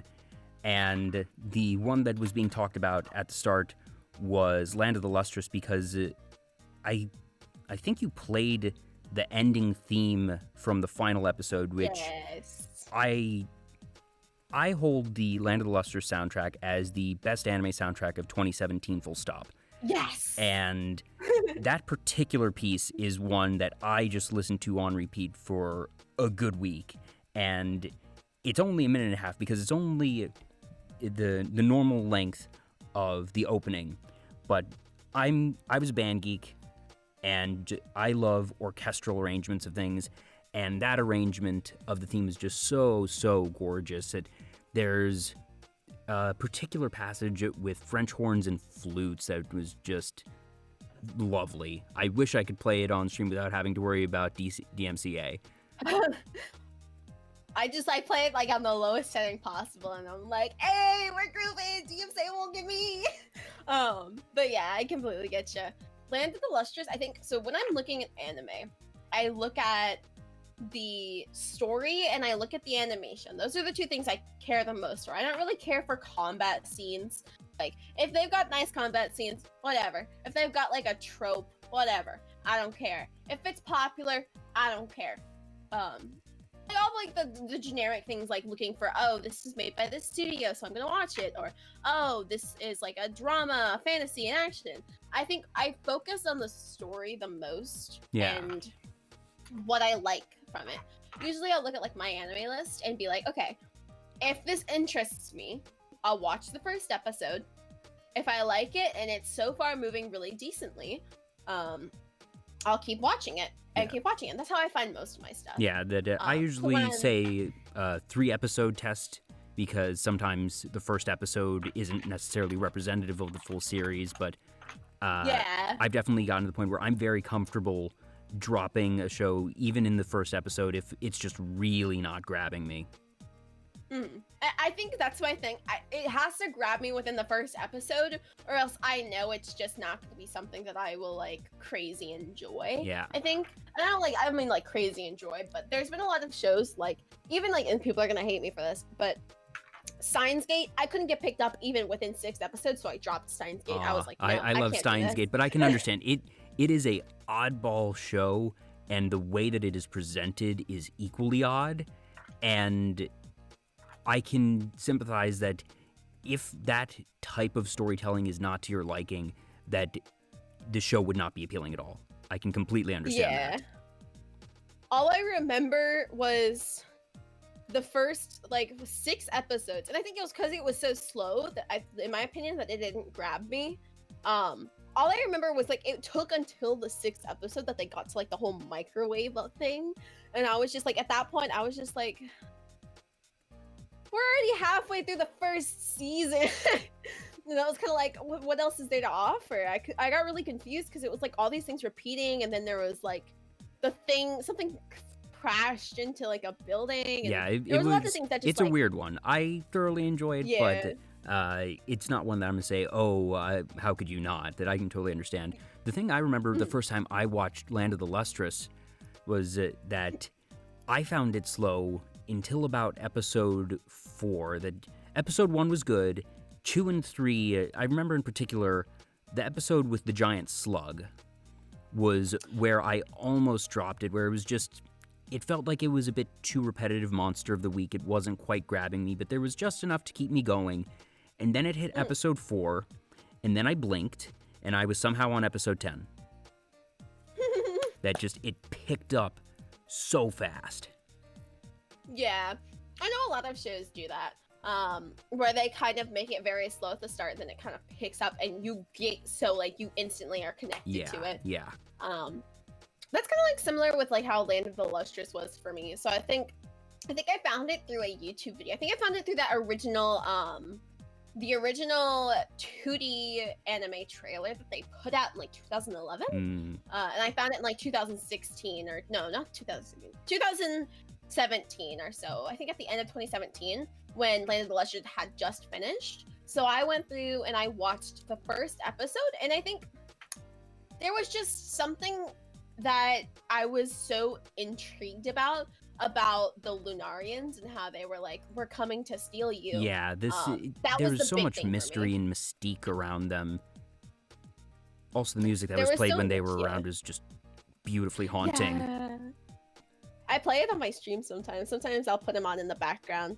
And a lot of Studio Orange's music, you don't, surprisingly, I've played a lot of their music on, like, the backgrounds, like, their OSTs, and I've never gotten, like, muted for it, so I'm like, ooh, knock on wood, fingers crossed.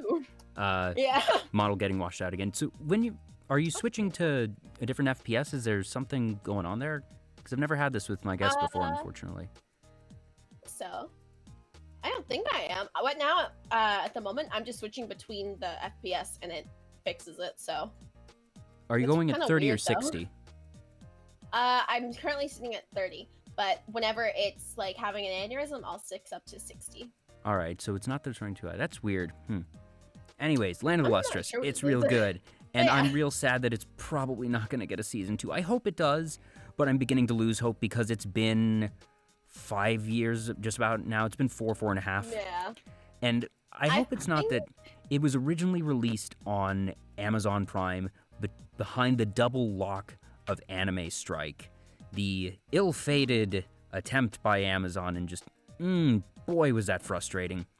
Amazon is one of the biggest companies in the world. They have, like, the assets that they have, the war chest that they have from a business standpoint, if they wanted to, overnight, they could contend with Crunchyroll and Funimation. Even now, when Crunchyroll and Funimation are owned by Sony, even now, if Amazon decided that it wanted to actually put in the effort, it could become as big a contender in the industry as the superpowers that we have right now. But they just I definitely get you. Don't care enough. But they do this sort of half-hearted attempt of like, oh, we know people like anime, so we'll, license a couple of shows. And I remember the Twitter accounts that they operated had no interaction. It was always just automated posts whenever a new episode went live. They had no responses. I remember one day I just checked to see, had they ever responded to any Twitter posts? Nothing. Nope. None at all. There was nothing for them on Facebook. There was no contact information. Because at one point, I have done work for companies in the anime industry. I have done live events for Crunchyroll, Viz, Funimation. And there was one point where I was like, I want to reach out to them and be like, if you start getting a booth at conventions and start doing outreach and just a little bit of community interaction, it could go such a long way that even if your price point is higher, if you actually put in the effort, and I feel I have the experience to do this, I couldn't even figure out who to get in touch with. It was so opaque. There was no contact information. There was no help desk. I couldn't figure out who ran the thing. It was just baffling. And eventually they shut that down and just bundled it in with their overall Prime subscription. So at least there's that. But part of me thinks that the fact that that Amazon had the license may have doomed it, because they've done very well since. And fortunately, Studio Orange is very talented. They went on to do Beastars, which has been one of the best series of the past several years. But they now release through Netflix. Ooh. So Yeah. that difference there of just, if Land of the Lustrous had initially gone to Netflix and not Amazon, would things be different? Honestly, I feel like they would have had such a different, I think Netflix is such a good place to represent anime, but I think the issue was Land of the Lustrous didn't have as much hype as Beastars to begin with.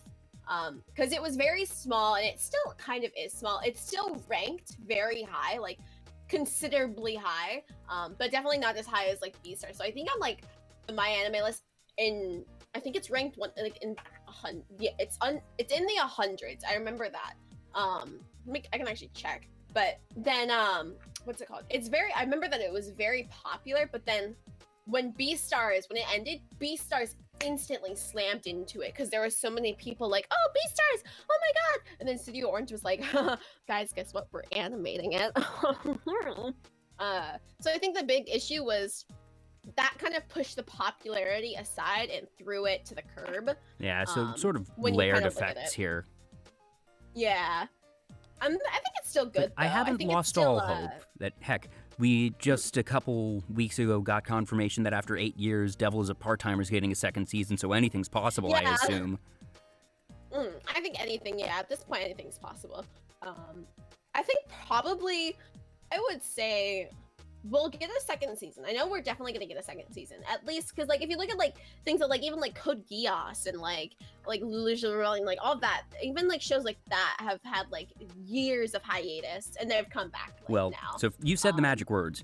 Code Geass is my favorite anime of all time. Full stop. Ooh. I love Code Geass. I'm not going to call it a perfect show. I'm not saying it should be everyone's favorite, but it is easily my favorite for many, many reasons. I won't get in too big a rant, but basically for me, it's the story and the characters. That I don't love any mech series. I've never been able to get into Gundam. Just the generic war series doesn't really appeal to me. What gets me in Code Geass is I love smart characters doing smart things. So things like Death Note, things like Log Horizon, where you have this just very, very smart protagonist. It can be that they are morally good, bad, or gray, but that they are thinking and planning and scheming, and you get to see these elaborate things unfold. And then on top of it, you get the cool mech combat, you get the really good animation, you have gorgeous music there as well, goodness knows. And for me, the last 4 episodes of R2 is... I don't know if it is my favorite ending of all time, just in media. If it's not my favorite, it's very close because of just the last 2 episodes, but the last 4, the Damocles mini arc and that finale and the last reveals of what the different machinations were and why things were done was just so good, and just it landed for me really, really well. I love Code Geass, and that is the end of my rant. Code Geass, I loved. I didn't really watch a bunch of it, I will say. I did like it, though.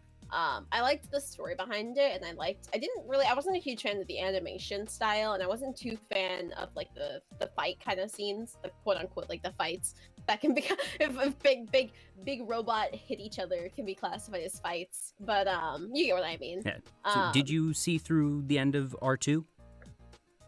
I believe I did, although it was probably late 2010s kind of area when I was originally like finishing it, because I was still little bean. Gotcha. So I think I did finish the second season of it, and then I watched. They had like the Code Geass bridge that came out like 2015 Oh, Code Ment or so. Code Ment. It started at Code I did Ment. not. I love Code Geass. The only thing I know of Code Ment is soup. That is the only thing I know of it. But honestly, I get the feeling that's all I need to know of it. Soup, just soup. I remember I watched that, and that kind of inspired me to keep watching the rest of Code Geass. So I really liked that. I think Code Geass is definitely a good one. It's probably up in my top 20s. Definitely in the top 20s, yeah. The story was just really nice. It reminded me of there was another anime very similar to Code Geass. I don't remember what it was though. I'd have to look it up. But there was something very similar to the abilities that Lelouch had. I don't remember. I will look around and see if I can find it. But yeah. Yeah, sorry, I totally derailed it. Now I'm trying to backtrack and be like, all right, when you mentioned Code Geass, what was going on? Because we were talking about Land of the Lustrous and that it didn't get a second season, but we're hoping it will, because you were talking about the amount of time between a hiatus, because I mentioned Devil is a part-timer getting a second season after 8 years, and then you mentioned Code Geass because it's true that it went like 10 years and then it got a new film and supposedly more is in the works. So we were talking about series that have extended hiatuses. I think what I was gonna go back. I think they're definitely going to have another season. I will say that they will definitely have another season, because Studio Orange is the kind of place that I don't know if anybody ever watched Nor 9, but they were originally going to end it and they went on a hiatus mid Nor 9 and then they came back with it. So there's a lot of different shows that they've made that they will take huge hiatuses on and then instantly whip back around a few years later. So I think it's definitely like going to come back. Ooh, I think Snowy it's just Nora, gonna thank take you a little bit for of time, the host and the follow. But yeah, I think it'll just take a little while for it to come back around. Since it is one of the more popular, like I looked, it's ranked 151, which is really high. That's like on the one, like that's on like the full time overall one. So I think it's definitely gonna get there somewhere. I think we just have to wait another year. Yeah, or so, I'm because they have enough content, and especially as Studio Orange continues to succeed and grow, I think that even though it sort of got sidetracked by Beastars, I think the success of Beastars really helps actually for the prospects of Land of the Lustrous, because if Studio Orange is doing well, it means that they will grow and then conceivably be able to work on more than one title at a time. That's really sort of a turning point for an animation studio of when they go from being able to do one show a season to two. Yeah, definitely. I get what you mean. I think it's got it in the works. I think it'll just be maybe like a year. I think it'll probably be at least a year before they announce it, and then I would say a year and a half before they start like to release the episodes. Because since it is 3D and it's made out of what's it called? I don't think they use Maya, but I don't remember. Yeah, I don't remember what the exact one is they used, but you get what I mean. It changed the game for 3D anime though. That was really. And a lot of my friends even will say that was the first time that they watched a 3D anime and weren't bothered by the animation. And even if it wasn't perfect, it finally crossed that uncanny valley, and the motions were very smooth, the characters were cool, all the models were very distinct and colorful. I think the fact that they had the textural difference for the gems actually helped, because it usually, when you see different textures like that, it seems jarring or weird, but because all right, this is actually a different material. These are rocks. This is not, flesh. This is not a normal human form. That it helps bridge that uncanny valley, that, little bit in your brain that is trying to look at it and say, all right, does this seem right and natural? Yeah, I understand what you mean. Yeah, definitely. I think that was like a big turning point for CGI, especially like since Berserk and like all of those. I don't want to say they were bad CGI, but there was a lot of really bad CGI shows they that were came out, not and then good Land of the CGI. Lustrous hit. Yeah. Yeah, Land of the Lustrous hit, and just it redeemed game changer right there. It redeemed 3D animation. At least Definitely. in terms of anime, because obviously, 3D animation has been done well since the 90s, but for whatever reason, anime studios have not been able to really nail it. But it's been really cool to see Studio Orange pioneer this, and slowly but surely we're seeing other studios begin to really develop these technologies and be able to utilize them well. I'm excited. I'm very excited to see if it. I think they'll definitely have like something come out for it. My only worry is actually, I don't know, for the manga, and I won't spoil it for anybody, but the manga has ended on a indefinite hiatus. And the last chapter was essentially saying there is going to be a 10,000 year suffering, basically. Bad end. Yeah, bad end. So bad end, but not necessarily end of story. Yeah, the hope is that the ocean people will still be around to be like, oh, we're gonna come stop the 10,000 year suffering, but we don't really know. All I will say is, if you read the manga, you are going to be so shocked. You will be absolutely shocked. It is ranked as one of the top manga. I have only seen one image that did not come from the anime, and I can tell that it's a spoiler. And I won't describe it so I don't spoil anyone else, but it's the type of thing that seeing that doesn't make me want to read it any less, because I need to know how that happens. Yeah. All I will say, and this won't be any spoilers, is everybody's roles flip. Everything flips. I wouldn't be surprised, given just... Yeah. It definitely feels like one of those stories where from the beginning everything is not as it seems, and the cliffhanger of season 1 of the anime is a very big what the heck, something's wrong, something is not as it seems, we don't know if it's this one thing or is it everything. Yeah. I'm excited, though. I'm very excited. If you ever do read it, we shall talk together about it. If anybody actually wants to talk about it, I am always open to talk about it, because it's one of my favorite. If I go as far to say it's my top anime, because it's just, the story gets so crazy and so good, and while it is very fast paced, I guess they do it. Each kind of does it in a good way. Yeah, the only reason that I can't say that it's not even higher than it is for me, and it is pretty high, simply the fact that it doesn't end, and that you have this giant cliffhanger and so many unanswered questions, that sometimes you have series that end before the place that they are in the manga and they don't get adapted anymore, but the place where they end in the anime still has relative resolution, and you can look at it as its own standalone story and be like, okay, even if I know there is more, the arc is over and we're okay here, but the place where Land of the Lustrous ended is not satisfying. It's just not, because there are so many just undetermined things, hanging plot threads, and then that giant question that is asked or, revealed at the end of it.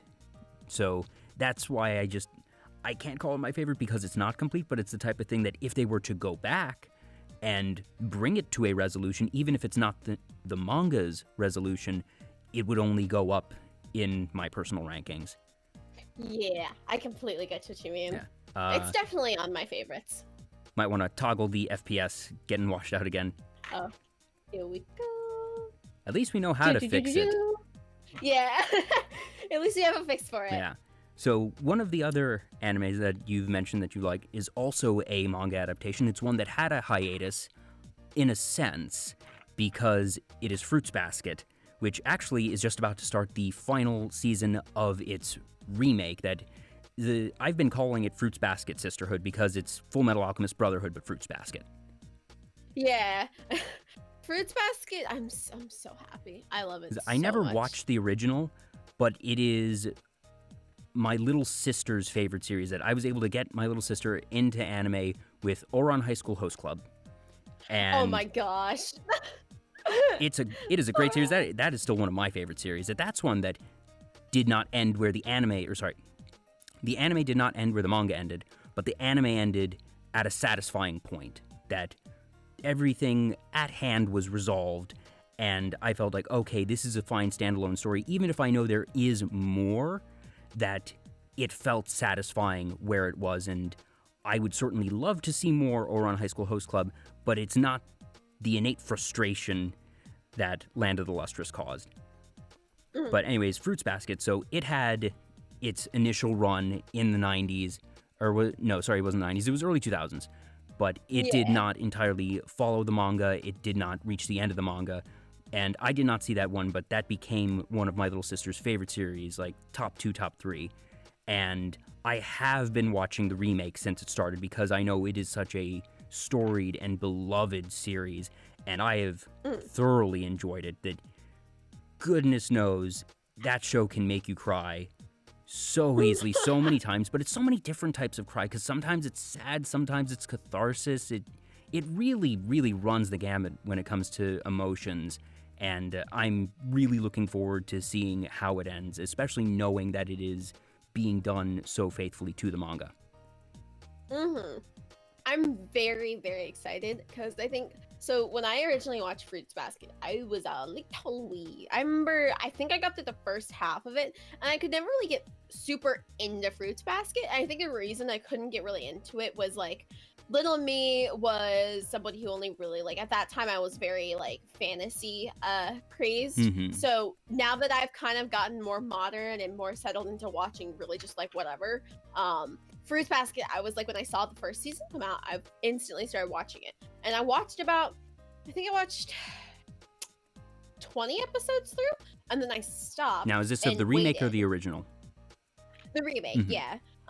So the remake, I watched the first 20 episodes of the first season and then waited for the second season to be done. And this is what I've been doing. I've been watching the first 20 episodes and then I'm waiting. So I have the 5 episodes and I'm going to wait till Fruits Basket season 3 is done. And then I'm going to finish it. Okay. And like, so I'll finish the first 5 episodes like a week or so before. And then once the final episode comes out, binge and just, I'm ready. I'm so excited. Binge and just I'm have tissues nearby. I'm gonna try my best to stay out of spoilers because I really don't want to get spoiled for it. I'm so excited, but I have so many friends who have been watching it and they're like, oh my god, can I tell you about what happened in the first episode? No. And I'm like, nope. Keep it to yourself. Don't tell me.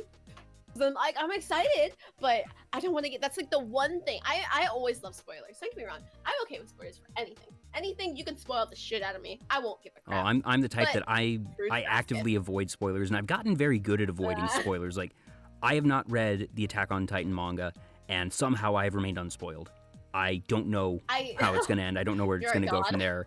But I guess part of it might just be that I don't do a lot of stuff on Twitter that relates to anime, even though I'm a huge anime fan. That just the anti-Twitter sphere is one that I have never delved into, and from what I can tell, that is the source of just a very large percentage of spoilers that get out there. So I think that's really the secret to my success. Yeah, I think so. What it is if I'm someone, I have this kind of tier list in my head. So I have 3 tiers. The first tier is this stuff I'm watching. I like it, but I'm not crazy about it. And if I'm bored, I'll occasionally watch an episode or 2, but I won't actively binge it. The second kind of tier is I like it. I'm gonna watch like 5 episodes a week. And I'm gonna like watch a few episodes every week and I'm gonna keep up with it. And then I have the third one, which is I will actively avoid spoilers. No one can spoil me. If you spoil me, I will roll you and bap you in the head. And then that final one is where like I put like Fruits Basket, because like if I get spoiled for it, I'm gonna be upset. Like I'm like, I saw a spoiler on YouTube and I was like, are you kidding me?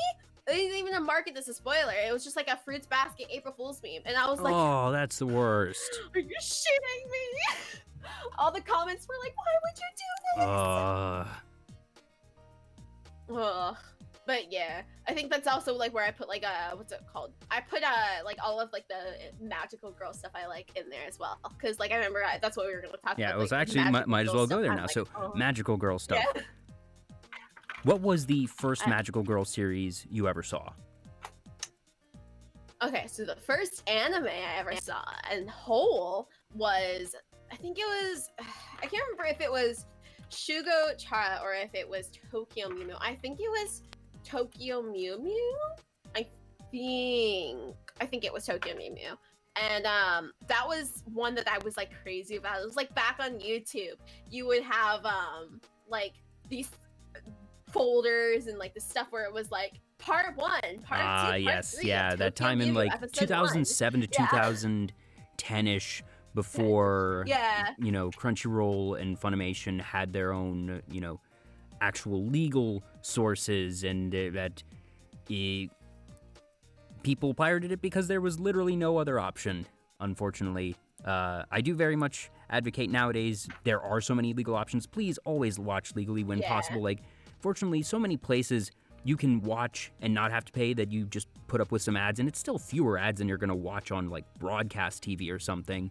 And even if you have to pay a couple dollars, it makes a big difference, and especially in the anime industry, that piracy is just a huge, huge problem. And fortunately, as the barriers have come down, so has piracy to a point. But some people, you know, make a meme of, you know, for whatever reason in their head, they feel that paying for anime is an absurd concept and are kind of like proud of, I've never actually paid for a subscription and I pirate everything. It's like, why? Why? You're only hurting the creators of the material that you love. Anyways, that's my little rant on that. I always work as hard as I can to ensure that I'm always watching, like, so I have a lot of subscriptions. Like, I have Netflix, Amazon, Hulu, Disney, you name it. So I can kind of, like, I'm also looking at Verve. That way I can watch Ruby and stuff, not have to pay for like Rooster Teeth. You can watch Ruby for free 1 week after release. Yeah, but I'm someone who can't do it. If they have the episode out, I'm like, I gotta watch it. I reach toward Verve with their cheap stuff. Have you seen the Volume 8 finale? Because I am a big Ruby fan. I cried. I cried twice. Oh my gosh. Just, I will not spoil. It's only been a week, so I don't want to discuss it in depth. But you know, maybe after the show, we'll talk a little bit about it. But anyways, Ruby's great. Go watch it, folks. Get over the animation quality of the first 2 volumes, and volume 4 is a bit slow, but then holy cow does it pick up again. It makes me happy. So happy and so sad. But anyways, Fruits Basket. Anyway, or Tokyo Mew Mew. Yeah. Oh yeah, Tokyo Mew Mew, sorry. Yeah. No, don't worry. I think Tokyo Mew was the one I started with, and that was what I originally watched. And they actually released. They announced this. They announced this like a month ago, right? And they announced this today as well. That if anybody used to watch Tokyo Mew Mew, it's getting an adaptation next year. Oh dang! So they're remaking the entire show, like all like 90 some odd episodes of it. So I'm like, I'm excited. I think my friend is as well, because we're both like huge Tokyo Mew Mew fans. So I'm very, very excited. I think it's gonna be a complete reboot, which kind of sucks because I did want a sequel, but I think it'll be good. My only disappointment is that I don't think they're following the manga, which is not gonna. It's gonna. That'll probably rub some people the wrong way. They stray. Yeah.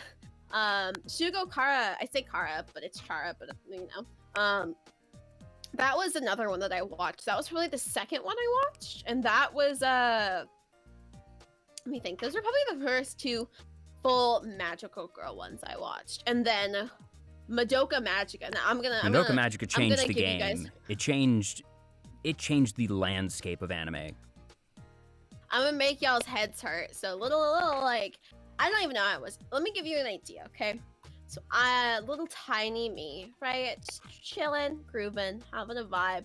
She's on her old, like, box TV that has a Roku with Netflix. And it's old Netflix. And all of a sudden, while I'm scrolling through, I see something next to Sword Art Online, and it's Madoka Magica. Yep, that was And 2012. I'm like, oh, why don't I just, and I click on it, and I'm like, oh, this looks so friendly. This looks like Tokyo Mew Mew. So I was like, let's start. So I start the first episode. I'm having a vibe. I'm grooving for the first 2 episodes. I'm like, ooh, Homura kinda hot. And then all of a sudden, episode 3. And mommy episode just 3. Chomp. And head gone. It's like that, and then I was like traumatized. Did they at least have like, the mature rating on this thing? I have to assume it is, but nobody ever actually looks at the ratings. No, I'm pretty sure they had it as PG and PG-13. I could call it PG-13. I would not call it PG. I would not call it PG, but I would let people like over. I think 13 is when I would let people watch it. Anyone who's under that, I just feel like I don't want to traumatize them. Even like when I watched it, I was still young, but I don't want to traumatize people's minds because then all they can think about is just like, oh, she got her head chopped off. That's normal. Yay! And then they're gonna be like, let's go watch Attack on Titan, and it's like, no. Oh, but just that episode, that series changed the magical girl genre because now we have dark magical girl as an entire subgenre. And just like magical girl just like it pulled off. Like I swear I probably watched most of them. I watched Daybreak Illusion, Magical Girl Raising Project, Yuki Yuna. What else? Magical Girl Site was really good. There's also this really fucking there's this mecha anime like thing coming out. I don't know when it's coming out. I think it's coming out in like a few months. But it's apparently this magical girl, dark magical girl with guns and shit, and she shoots people. And I'm like, don't mind if I do. I remember there's one coming out this season. It doesn't sound like the one you're describing. I remember the key art had swords. I cannot recall the name of it, though. Was it the Mahime reboot? I'm trying to remember. Maybe one sec. I'm going to look it up, see if I can find it. As I scroll through any chart,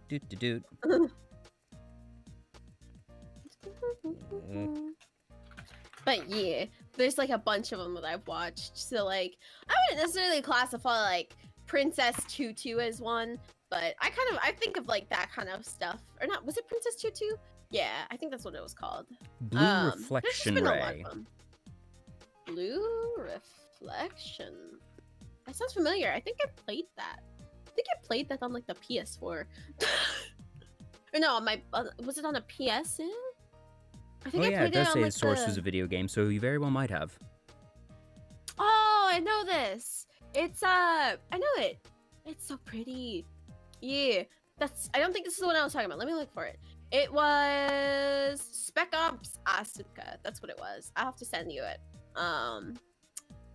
No, it already came out, but they were doing a reboot of it, and I was like, ooh, this looks nice. But it was basically the whole thing was like, oh, she's like the battle magical girl that exists. So like they have like this other genre that's like been getting really big, and it's like the battle magical girl kind of stuff. Yeah. But I like that. I like that because earlier on, I feel like female characters weren't necessarily allowed to be badass warriors, and I don't want normal magical girl stuff to go away, but I think that the addition of the battle magical girl and even the dark magical girl subgenres are just welcome additions. I think there is more than enough space for all of these to exist, and I'm glad that they have, really resonated with people and gotten to the point where they now really are established as subgenres. Yeah, I'm really excited for like just all of like the stuff that's been coming out, especially like because like when I think back to 2000s kind of time when it was like Princess Tutu, Utina, what's it called? Revolutionary Girl, Utina, Pretty Cure. Precure was probably the biggest one that I can think Pretty of. Cure is just, was so it is an institution, and it's much bigger in Japan even than it is over here, stateside or it's just crazy, in the West in dude. general. Yeah. I think the big issue that I had with all of those was they were living in the shadow of repeat. They were living in the shadow of Sailor Moon. Yeah, and Sailor Moon was very there's a new villain today. Let's go kill it. Oh no, this season's final. We have to kill the bigger villain. Oh, there's a dramatic reveal. She's actually the Moon Princess, and then season end. Next season. Well, I'm the Moon Princess. Back to killing stuff as a high school girl. There's I felt like Sailor Moon, the original at least, because of the way that they had embodied it, made magical girls, while it was good, it made it so that it was so very only focused for young kids, which wasn't bad, but I like more of the Matsumoto the Sacred Slayer kind of stuff. Yeah. Also, so we're already running at about 2 hours, and I promised you 90 to 120 minutes, so if you need to go, I will totally understand, but if you want to keep going, I am more than happy to just keep jamming. That is completely up to you, good sir. You're the guest. I want to let you have that choice. I have plenty of time, so maybe let's say 30 more minutes, and then we're good? All right, yeah. Yeah, okay. But yeah, I love all of the stuff they've been putting out, especially I was trying to say, and then somebody came in. Matsumoto the Sacred Slayer, or was it Matsumoto the Sacred Slayer? All I remember was there was this witch magical girl thing that came out shortly after Madoka Magica. I don't remember what it was. I'd have to find it for you, but it was very big in the sense that it helped pull people, because when Madoka Magica came out, people weren't really sure how to view it at first. Yeah, so when it that was also so different. came out shortly after, whatever that shortly came out after, everyone was like, oh, this is a normal thing. This is completely normal. Yeah, one is an anomaly, two is a trend. Yeah. And I think that's pretty, I think that was the way that it went. Speaking of which, Violet Evergarden is in the movie theaters tomorrow. Sorry for the random thing. I am not comfortable going to theaters yet, but I look forward to seeing the Violet Evergarden movie on Netflix. When are they going to put it on? I don't know. I just assume it will eventually make its way there, because that's where all the other Violet Evergarden stuff is housed. That's fair, yeah. I'm waiting for it to come out. I've been waiting. I've seen it already. I didn't go to the movies, but what's it called? They posted a large event that was screen sharing it. There was a large what's it called? They had one of those anime festivals. Okay, and if there's a way to there. watch it remotely, I would absolutely be on board. I'm just not good going to theaters quite yet. Yeah. Watching it for the live, I was like, oh, this is so sweet, and it was so pretty. Even though it was really loud and I could barely see the subtitles, I was like, oh, I'm grooving. And then I hated the ending and I cried. Oh, no. It was not bad, but it was not the same as the books. So I was the ending, I won't spoil anything for anybody who hasn't seen it, but the ending essentially felt like Violet essentially became a housewife, and she was only a housewife. Because in the show they build her up to be this very strong girl, and she's very strong and very Yeah. She's meant to be this person who's able to stand alone, and then at the end of a movie, it's, oh, Violet retired, and she's not doing anything anymore, and she's a housewife, and everyone's just like, are you kidding me? I'll probably still watch it, that is the best way to spoil it.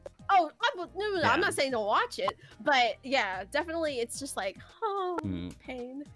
Now, you mentioned that it's not like the books, because I know that you also just read a lot of fantasy and sci-fi novels in general. So, do, Japanese light novels make up a significant portion of your reading, or was Violet Evergarden sort of an exception to what your normal fare is?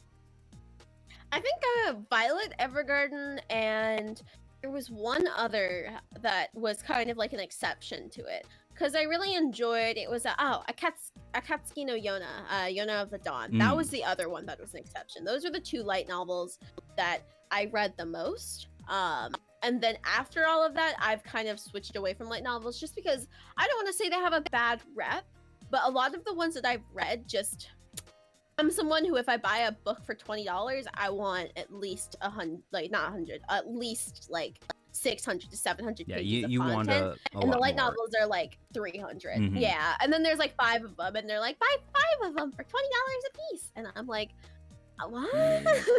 So I kind of stray away from light novels, and I more delve into young adult and adult fantasy and kind of medieval kind of stuff. Do you have 'cause that's any where my favorites, whether it be, favorites are. a one-off book or a series? Ooh.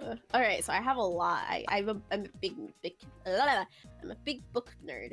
If I look like on my shelf, like I think I've said this before, if I look on my shelf, I have like at least 60 some odd good books on there. I think a lot of the books by so Sarah J. Maas was one of the biggest authors that kind of helped get me into reading because she had this book series that I'd been seeing everywhere, and it was called Throne of Glass. And so of course I was like seeing it like literally like it was almost, I want to say they posted it on maybe like every single Instagram thing that I've been seeing. And little me scrolling through Instagram, seeing all these like cosplays and stuff of it, and like all these things of her book, Throne of Glass. So I bought the first 3 books and I read them, and I was in love. So I kept reading, and there was like 9 books. I finished them. Throne of Glass, probably in my top 10. But then she was starting to release A Court of Thorns and Roses, which was basically keep it spoiler free. This woman named Feyre goes out into the woods to hunt for her family because winter's coming. And she accidentally kills a fae who's like disguised as a wolf. And so she skins it and she takes it home, not realizing it was a fae. And then when she takes it back home, this dude comes in and he's like, hey, you just killed my bestie. I'm taking you as for revenge. He's like, you took my bestie. So grabs her, she leaves. And she's like super scared. She doesn't know what's going on. But then slowly the story kind of delves into teaching her about what the Feyland is. Because like how people would describe it on like the quote unquote human side and then the Fey side, it was like this big wall that separated them. The Fey were basically like, oh yeah, there's like, this place is actually relatively good. It's relatively nice. Whereas people were like, oh, like humans were like, oh no, it's so scary. We're gonna die if we go near it. The fear of the unknown. Yeah. So A Court of Thorns and Roses was definitely my, probably I would say in the top 3 of my favorites. The reason I say that is she released the newest book a few weeks ago called A Court of Silver Flames, which is actually about like the sister of the main character, which is ironically rather, my favorite book out of all of them. Because it goes over this basically, I didn't like the way it ended, but I liked the idea of going through a book about somebody who everybody views as the villain, kind of, and then going and instantly switching to that POV of them. And there's someone who's scared and afraid. Yeah, there's someone who's scared and afraid, and so her name's Nesta, and she's super scared and afraid of everything going on.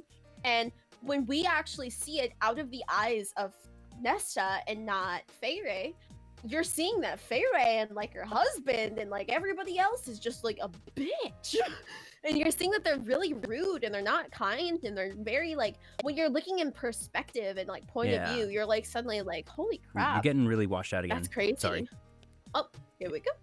But yeah, I really like that one. So I also like a bunch of them. I didn't read a ton. I read certain book series that, I was certainly one of the many people that read through the Harry Potter series. There were a couple of one-offs that I read. Ready Player One was something I enjoyed. But one that just sounds like it would be up your alley, and this is one I read way back in middle school. It was middle school, like freshman year of high school. It's a book called Heir Apparent. The author is Vivian, I think it's Vandevelde, Vandevelde. And essentially, it's Groundhog Day Sword Art Online. Girl, Ooh. so full immersion video game, girl goes to this arcade where you would, pay for a certain amount of time to be able to play in the game. And it's a role-playing game where you start off as a peasant who is told that they are actually the heir to the throne, and you need to make different decisions and build relationships. It's essentially, full immersion visual novel. How do I spell it? The name of the book? Yeah. Heir Apparent. H-E-I-R Apparent. By Vivian, V-A-N-D-E, space V-E-L-D. I thought you were saying air, and I was like looking no, for yeah, A-I-R, yeah, and I was yeah. like, huh. Yeah, so it's heir apparent because the good. character is the heir apparent to the throne, and it's the whole thing of course, there's going to be people who don't want her to become the queen. That anything from being killed by bandits or traitors to the throne or other people who want the throne for themselves. And the way that the mechanic works is that if you die in the game, you will restart the game up until your time that you have paid for runs out, and then you end. Now, what happens is the machinery that she is in gets damaged. And the problem is, until it is fixed, she can't get out. She cannot be removed from the game without serious brain damage that will probably just kill her. So the only way is for the game to naturally reach its conclusion. However, the system was not designed for excessive use. That, when they walk in, it's, you can pay for a session up to 10 hours. And that just for safety reasons, you're not supposed to be in the game for more than 10 hours. That they know that past that, it can start causing damage. And so she is having to Groundhog Day her way through this very difficult game where she is having to figure out, all right, what is the correct path? Who are the people that I can trust? Who can't I trust? How do I get to the end of the game with unlimited lives, but limited time? And wow, just that's cool. when I was in, I think I was in 8th grade at the time, I burned through that book in a day. And this looks really good. Given what you have said about the type of things that you like, because it's medieval in the game, but also it's that type of technology. It's a good story. It's self-contained. It just feels like it would be up your alley. This looks really cool. I'll probably read this next time I go to the bookstore. I'll have to pick it up. That looks really good. The only thing I fear is that it's very old. It was written in 2002. I did not read it in 2002. It was some years afterwards, but I don't know how widely available it is at this time. Hopefully, it's still able to be obtained out there, but I don't know if it's going to be difficult. I can probably check, what's it called? Amazon, and there's this one book website that I know has a bunch of books from like the 90s, so it probably would have it. Yeah, worst case scenario, check eBay. Yeah, eBay too would have it probably. Worst case, it's probably online somewhere, and I could just download like a PDF of it. Yeah. That's what I did for like Ender's Game, and every single store I went to, Ender's Game was like either really expensive or it was like it was either really expensive or they didn't have it, and I was like, are you kidding me? Well, it had the movie a couple years ago. I guess it spiked in popularity. Yeah. Eventually, I went online, and literally on the Wikipedia, the author published the entire book, like all of the books as PDFs, and I was like, oh, that's neat. Nice.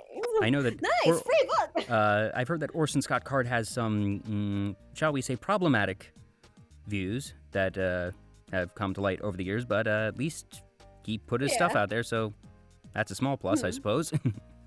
But certainly, that just Ender's Game itself, I know. I've read it. It's a great book, and just, it was really good. I thought the film that they did recently was okay. It definitely wasn't bad, but naturally, it's one of those books that is too long to be conceivably compressed into a single film. I think it would have been a better two-parter, but for making it a single film experience, I think they did the best they could. Honestly, I feel like it would have been really good as a show. Like, give me a limited series. Give me a limited HBO series or something. Yeah, like, especially like with HBO, they're doing a bunch of stuff. I know they're actually making they're not doing From Blood and Ash. They're doing Shadow and Bone, which is another really good book that I like. Book series that they're doing Shadow and Bone, and what's it called? I think HBO. No, it's Netflix. They're always taking on like all these different shows and stuff. I feel like that would be like I get the feeling good. that if Netflix had been, you know, bigger just a couple years earlier, that maybe they would have done that. Because I know that when the film was made, I don't remember when it was. Let me check. Because I think it was in like 2017 or something. No, it was 2013. Okay, yeah. So, Netflix was definitely not established as a independent content producer as it is now. That was probably beyond their DVD days, but still early streaming and definitely not, you know, original creation days yet. Mm-mm. Yeah, it'd be interesting to see that done, because then there's the sequels to Ender's Game, which I admittedly have not read, but I know that it's part of a series, so maybe someday we will get a full adaptation of that storyline. Yeah, hopefully. I would love to see if they made it into just, there's a lot of books that I think would make really good shows, especially with like how, in my opinion at least, a lot of shows have been really lackluster recently. So like when I think of like From Blood and Ash, like if I gave you a summary and you heard it as a TV show, I can guarantee people would be like, oh my god, I'd love it. Like, so From Blood and Ash is about this woman who's basically, she's born as this like prophet, as a maiden, and so she's like never to be talked to. Nobody's allowed to talk to her, nobody's allowed to touch her, nobody's allowed to look at her, no one's allowed to speak to her. And she's like being told to wait for this day where she's going to like ascend to the gods and stuff. That's not and ominous she's, like, at in this all. horrible cult place. Yeah, and then all of a sudden this dude shows up and is like, "Listen, I'm gonna take you to go do your ascension." And then all of a sudden the gods are like, "No, we don't want you, bitch." Huh? Okay, that's not the twist I expected. I was expecting this to be the root of that her quote-unquote ascension was her being basically ritually killed or something. Probably, yeah, and that's what that she then had to mind. escape and sort of be on the run from this cult. But I did not anticipate the twist of the gods, first off, being real in this case, and then rejecting her. Okay. Yeah, when everybody realizes that she's rejected, I feel like that would have made such a good book, or not like a good book, a good show, because like you're going along with, like, it reminds me of like Game of Thrones and stuff, how like if they did it right, I feel like it would have been such a good show. Like, same for I think Court of Thorns and Roses is also getting a show. I think they're getting a show. Yeah, Sarah J. Maas just announced that they're currently, I think they're working with Netflix to get a show. It's either Netflix or it was HBO that they're working with to make a show for it. Game of Thrones, so there's a bunch of really good books. Game of Thrones is the general public getting a taste of what anime fans have known for years, and just what happens when the series catches up to the original content, and that the show writers are allowed to just do their own thing. Because when it's, the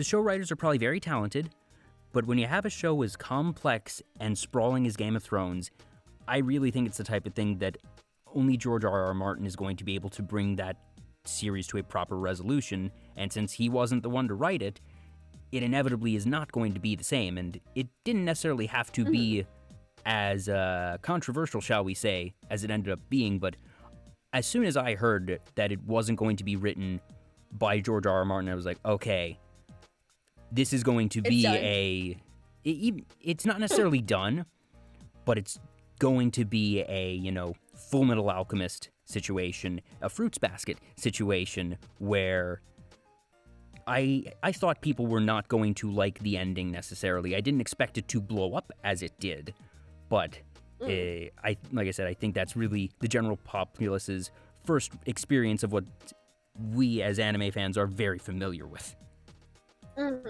That's why I'm like also really excited for these like shows, like these books rather, to get like shows, because like it's a way for people who don't like anime or they're just not really interested in it to get a taste of that action, that kind of fantasy.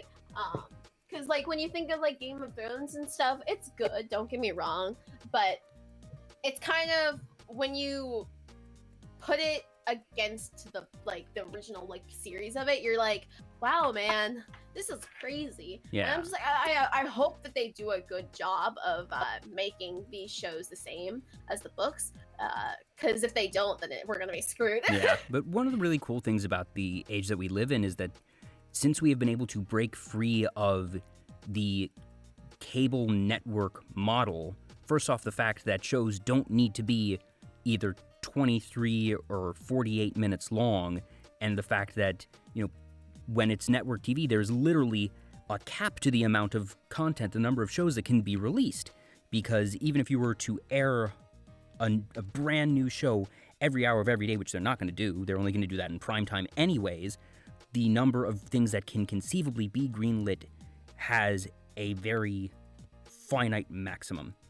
But now, in the age of Netflix and Hulu and Amazon and Disney Plus, there's so many stories, so many series that simply would never have seen the light of day by virtue of them being either too niche or simply because they lost out to something else which might be equally good, but there is no longer that cap on what can be released because you are not bound to a broadcast schedule anymore.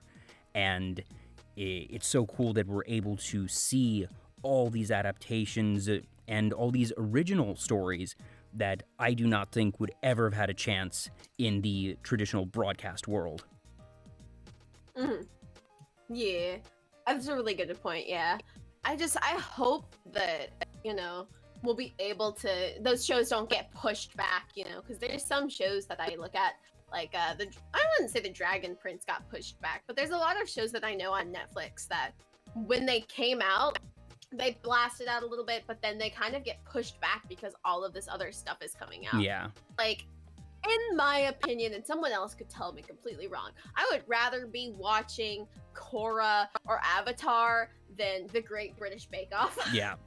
But Great British Bake Off would be what goes on broadcast 9 times out of 10. Yeah. Yeah, but that's what people see on the front page, because then it's like Netflix is like, oh, let's do this because it's trending, so clearly we gotta put it there. Yeah. Right now I'm looking at Netflix and the top thing is Criminal Minds and stuff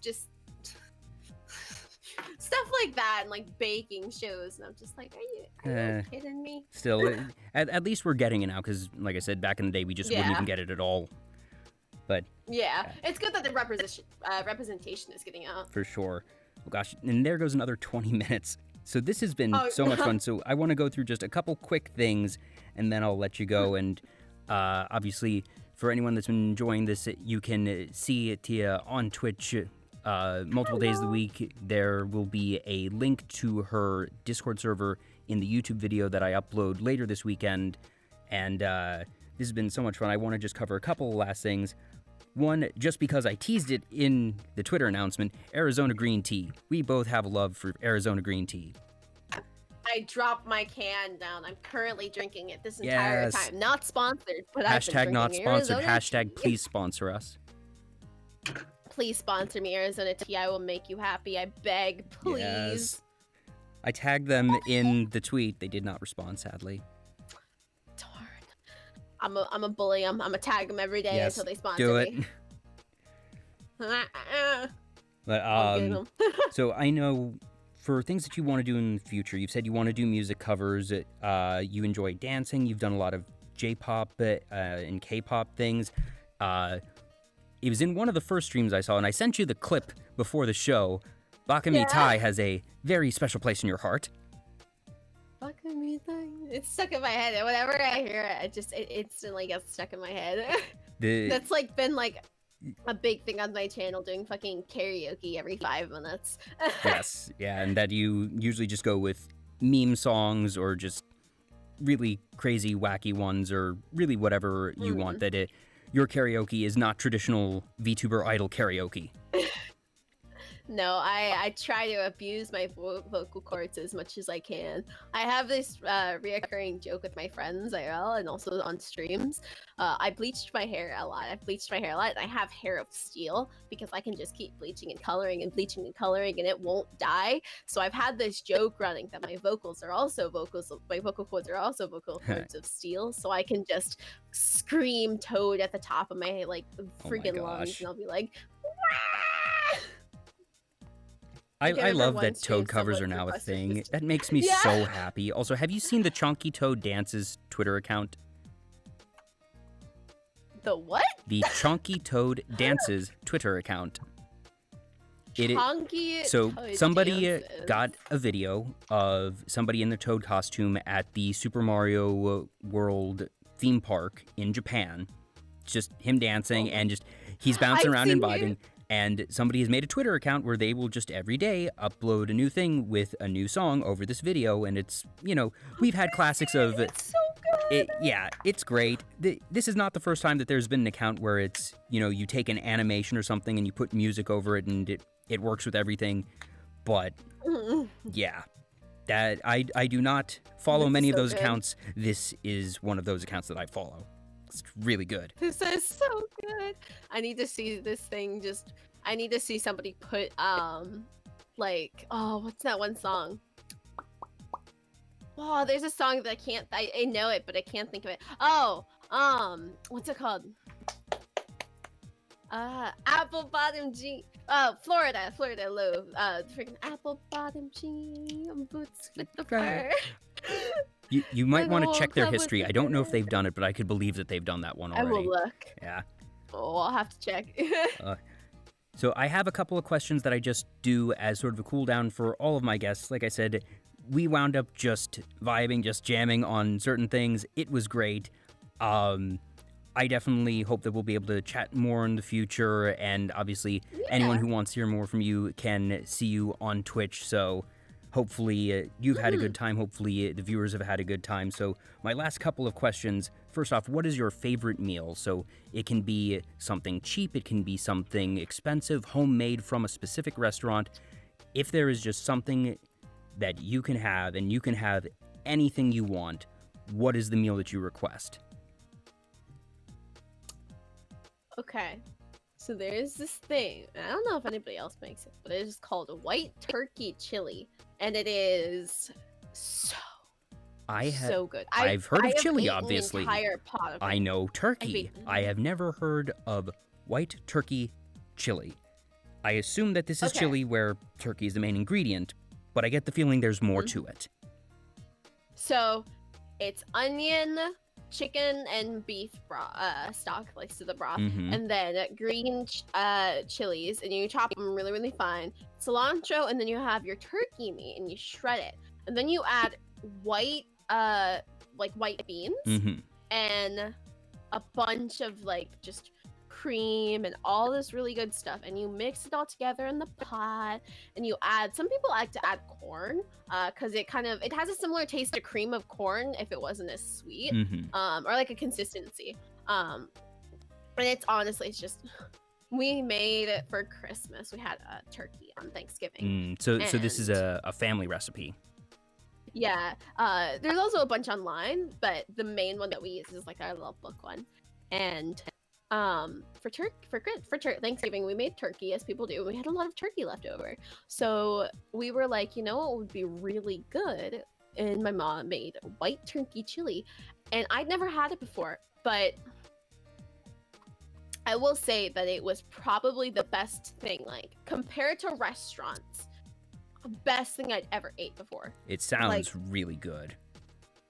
If you compared it to what's it called? If you compared it to like Red Lobster, shrimp, all that fancy stuff, and you put the chili right next to me, I take the chili because the chili is so good. Nice. And it's got sour cream in it too, and it's got cheese on the top.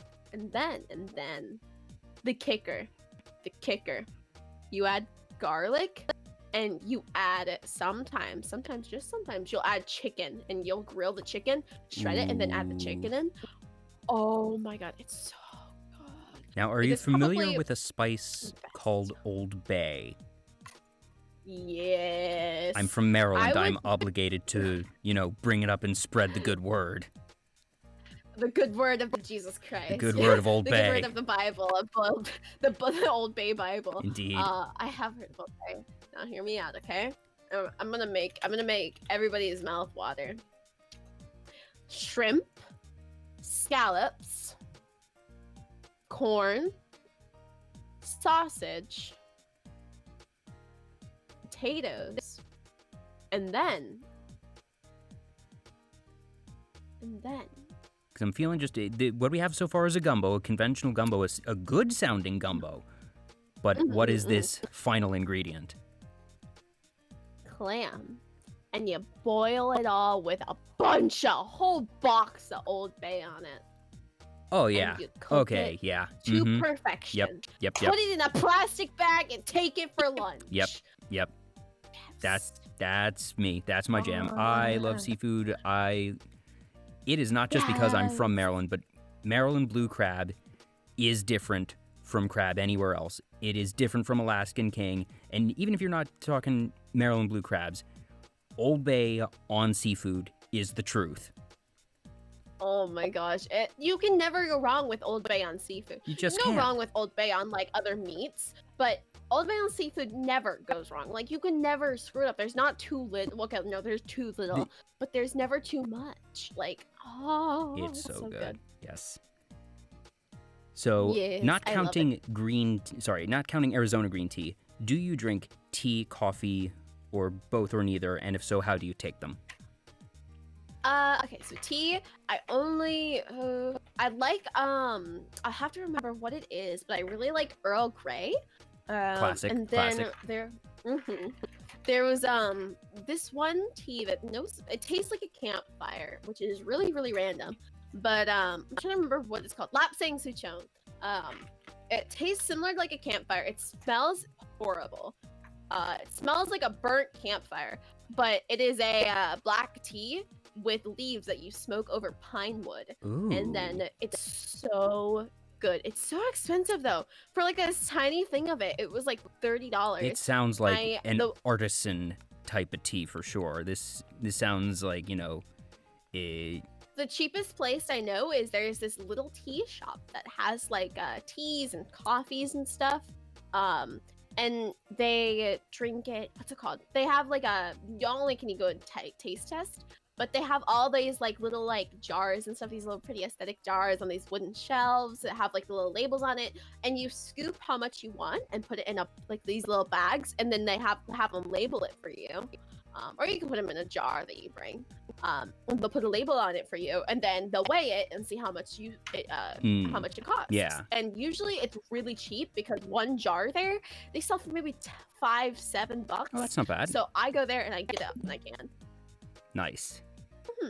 As for coffee, I only have 2 ways of drinking it. If I make it at home, I'm sorry, I'm about to get dissed. I'm about to get canceled. I drink it watered down with sugar and half and half. Gasp. It's watered down because it's so strong. It's so strong. Well, and it I can't even drink tea. tea. I can't even drink coffee. I don't drink coffee at all unless it's like a frappuccino. At that point, it's not even coffee though. The only other exception is like Starbucks or McDonald's if you have 10 creams and 10 sugars, because that is good. And only if it's cold. If it's hot, they can fuck off with that. No, I'm sorry. No hot. We don't drink hot coffee. I cannot. This coffee is not my favorite. But like, if you give me tea, I'll be like chug. Yeah, I'm definitely a tea person. What is something that people don't know about you? So it can be just something super small that is just, for one reason or another, never come up in a stream. It doesn't need to be something that is revealing or earth-shattering or lore-changing. It can be a quirk, anything relatively small. But what is something that, even if someone has tuned into all your streams, that they don't know about you? Ooh, that's a hard one. I'm very open about like everything that I like, and like, so let me think. Ooh, that's a hard one. All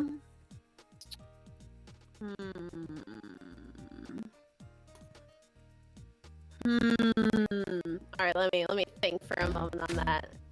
You know what? It's the most random thing, but I could, if I had the chance,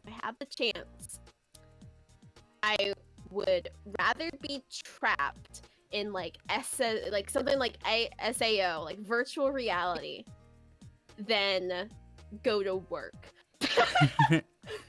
I think that's like a big thing for most people. But if I had the option to be trapped in like some kind of like virtual reality, I would rather be there, because at least there I'm surrounded by friends and stuff. And with COVID, I have not seen a friend in at least a year. Yeah, So I'm like, pain.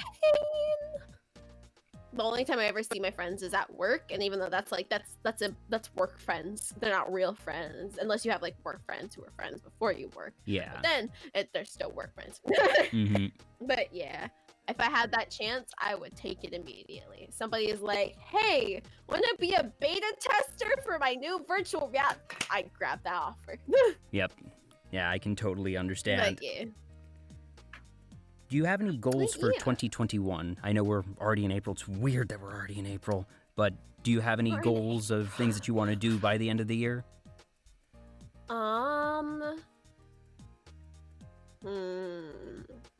Let me think. I know that my original goal, it's kind of funny thinking about it now. My original goal was to be at 1K by the end of the year, but here we are. Ta-da! So Congratulations. I guess I would like to be able to get partnered or get to a point where I could be a partner for Twitch by the end of the year. That would be nice. I'm not necessarily I'm not someone who wants to be able to do Twitch as full-time, because I kind of like, I've talked about it on my streams before, but I want to be able to contribute to society. I don't necessarily just want to be a streamer, because then I feel like I don't feel like I'm doing much to contribute other than be there and like be like there as like comedy and content creation. Which, I mean, for the people who do it as a full-time thing, complete like kudos to them. Like, I can respect that, but I would rather have a job that is flexible, like right now, and one that I enjoy, rather than what's it called? Rather than full-time streaming, because I think the idea of full-time streaming is just it's not uncomfortable for me, but it's not something I'd want to do. It's not really for me. Yeah. But yeah. What does being a VTuber mean to you? Oh God, that's a hard one. All right, time to get canceled on Twitter. Yep. So I'm not talking like what is the definition of a VTuber, but you know, for you. I was like, I'm not asking that question. Don't worry. Let me think. I think, to me, I think being a VTuber is being someone who can be there whenever you're having a long day or you just got off work, and you can go hang out and play games with, or just chat with, or just hang out with them. So like in my Discord, I try to do as often as I can big calls for everyone to hang out with, so we can all hang out together. So everybody who's having like a long day, because I know a lot of people come to my streams after work and they're like, it's been so long, and they're like, I'm so tired and everything, and I want to be able to make it better for them. So being a VTuber isn't much different from being a streamer to me, but as someone who does Twitch as a VTuber, I think that's my big goal, to be able to be there for people and kind of help out when they're having a long day, because that's my way to contribute to what they're doing. Because if I have friends and my viewers, I view my viewers as friends, and people that I can trust. So if someone comes in and they're upset about something that happened, I want to hear about it. I want to be able to help them through it. I want to be able to tell them, hey, today was not very good for you, but tomorrow is going to be better. That's the big thing for me. I want to be able to help people understand that, while today sucked, or while maybe tomorrow sucked, or, oh, you have something that's upcoming and you're like scared, you'll always have people there for you, no matter what, and no matter what corner. That's why I always say to my people in my Discord, like, hey, if you do have like a problem that you don't want to talk about to anyone, or you just want to be like, you just want to talk, I'm always here. I'm always here to help. I can't do that much for big world problems, but I try. Yeah. And that's my big thing for being a VTuber. So yeah. And last but not least, do you have any projects or collabs that you want to spotlight? Anything that's upcoming you want to make sure people know about? Ooh. Okay. So I haven't told anyone yet, but I do have a big project coming, and it's a secret. Oh boy. That when I hit 1K, I will set it on YouTube for 1 week.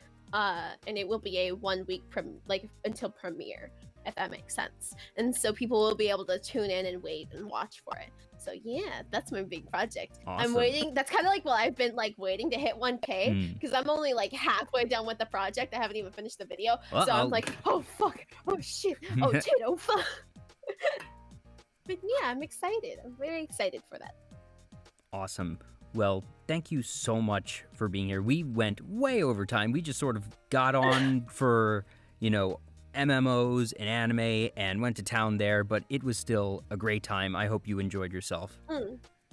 I did. I had a bunch of fun. I hope you also had a good time. Oh, definitely. That, like I said, my goal is always to get my guests to rant about something that they love, and I feel like I accomplished that with you several times over. That's good. Fingers up. Hey. Yes. So, thank you as well to everyone in the chat who stuck around. I know we spent a little longer than usual here, but hopefully you all enjoyed this as well.